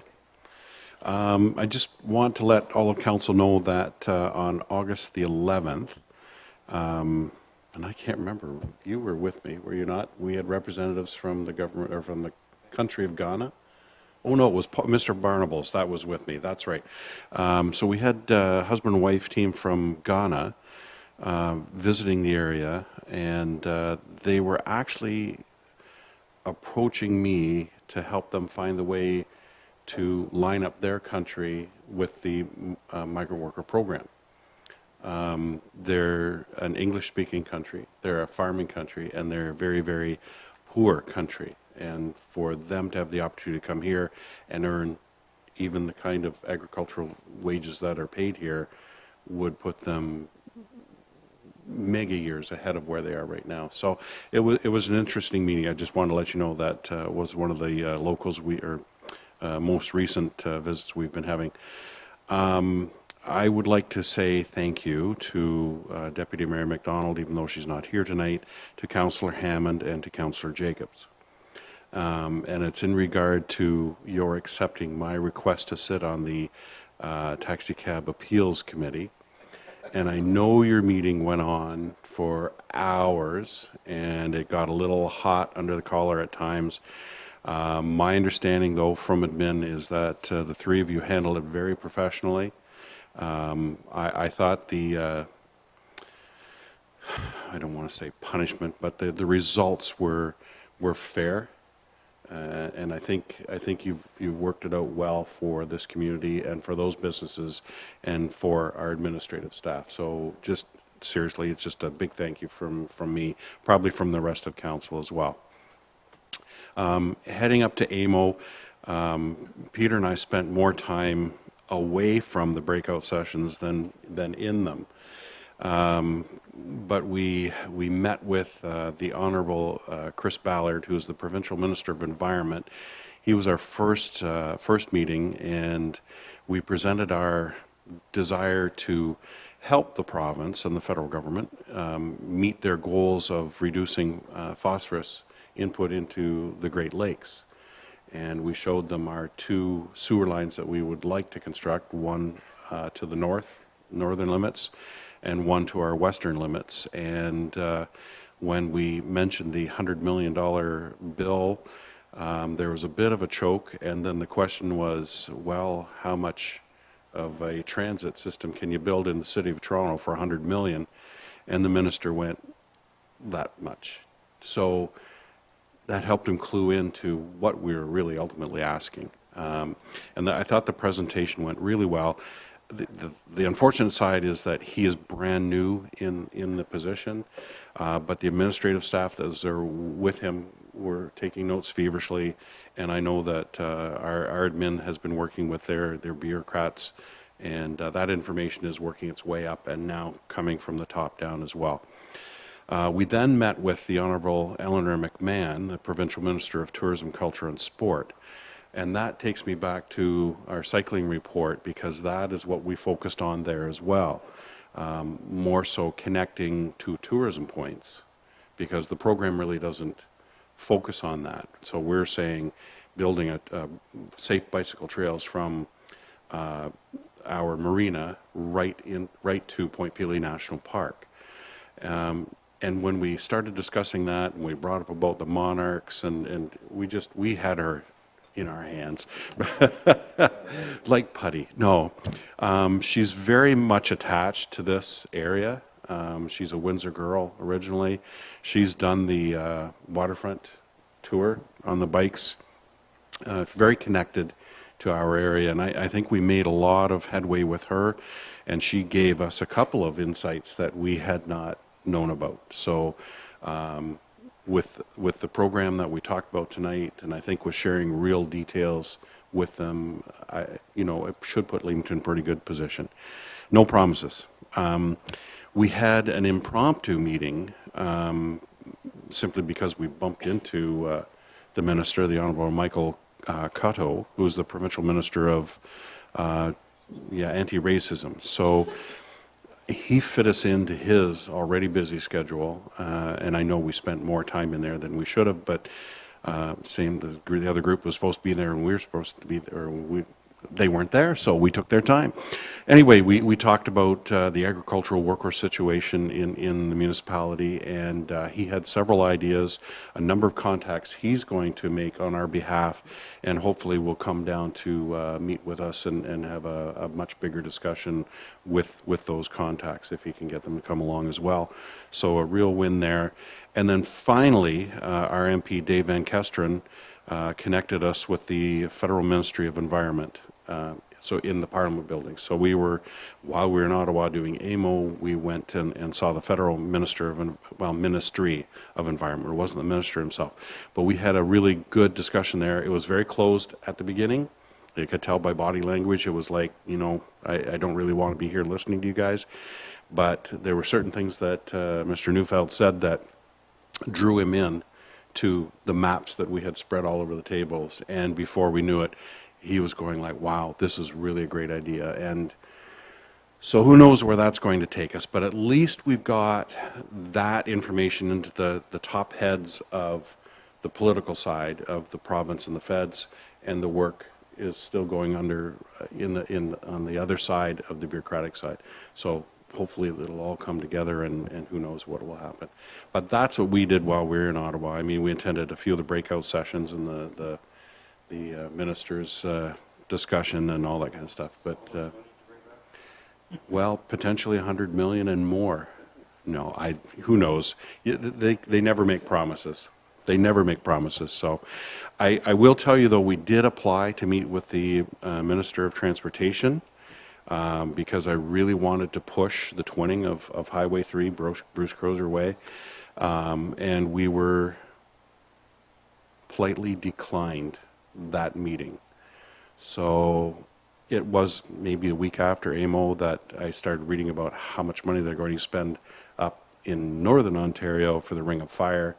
So that kind of answered my question as to why we were not given an audience. But that's how it goes.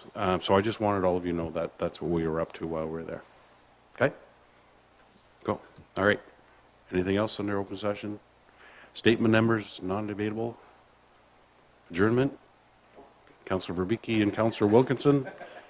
All in favor? Carried. Thank you very much.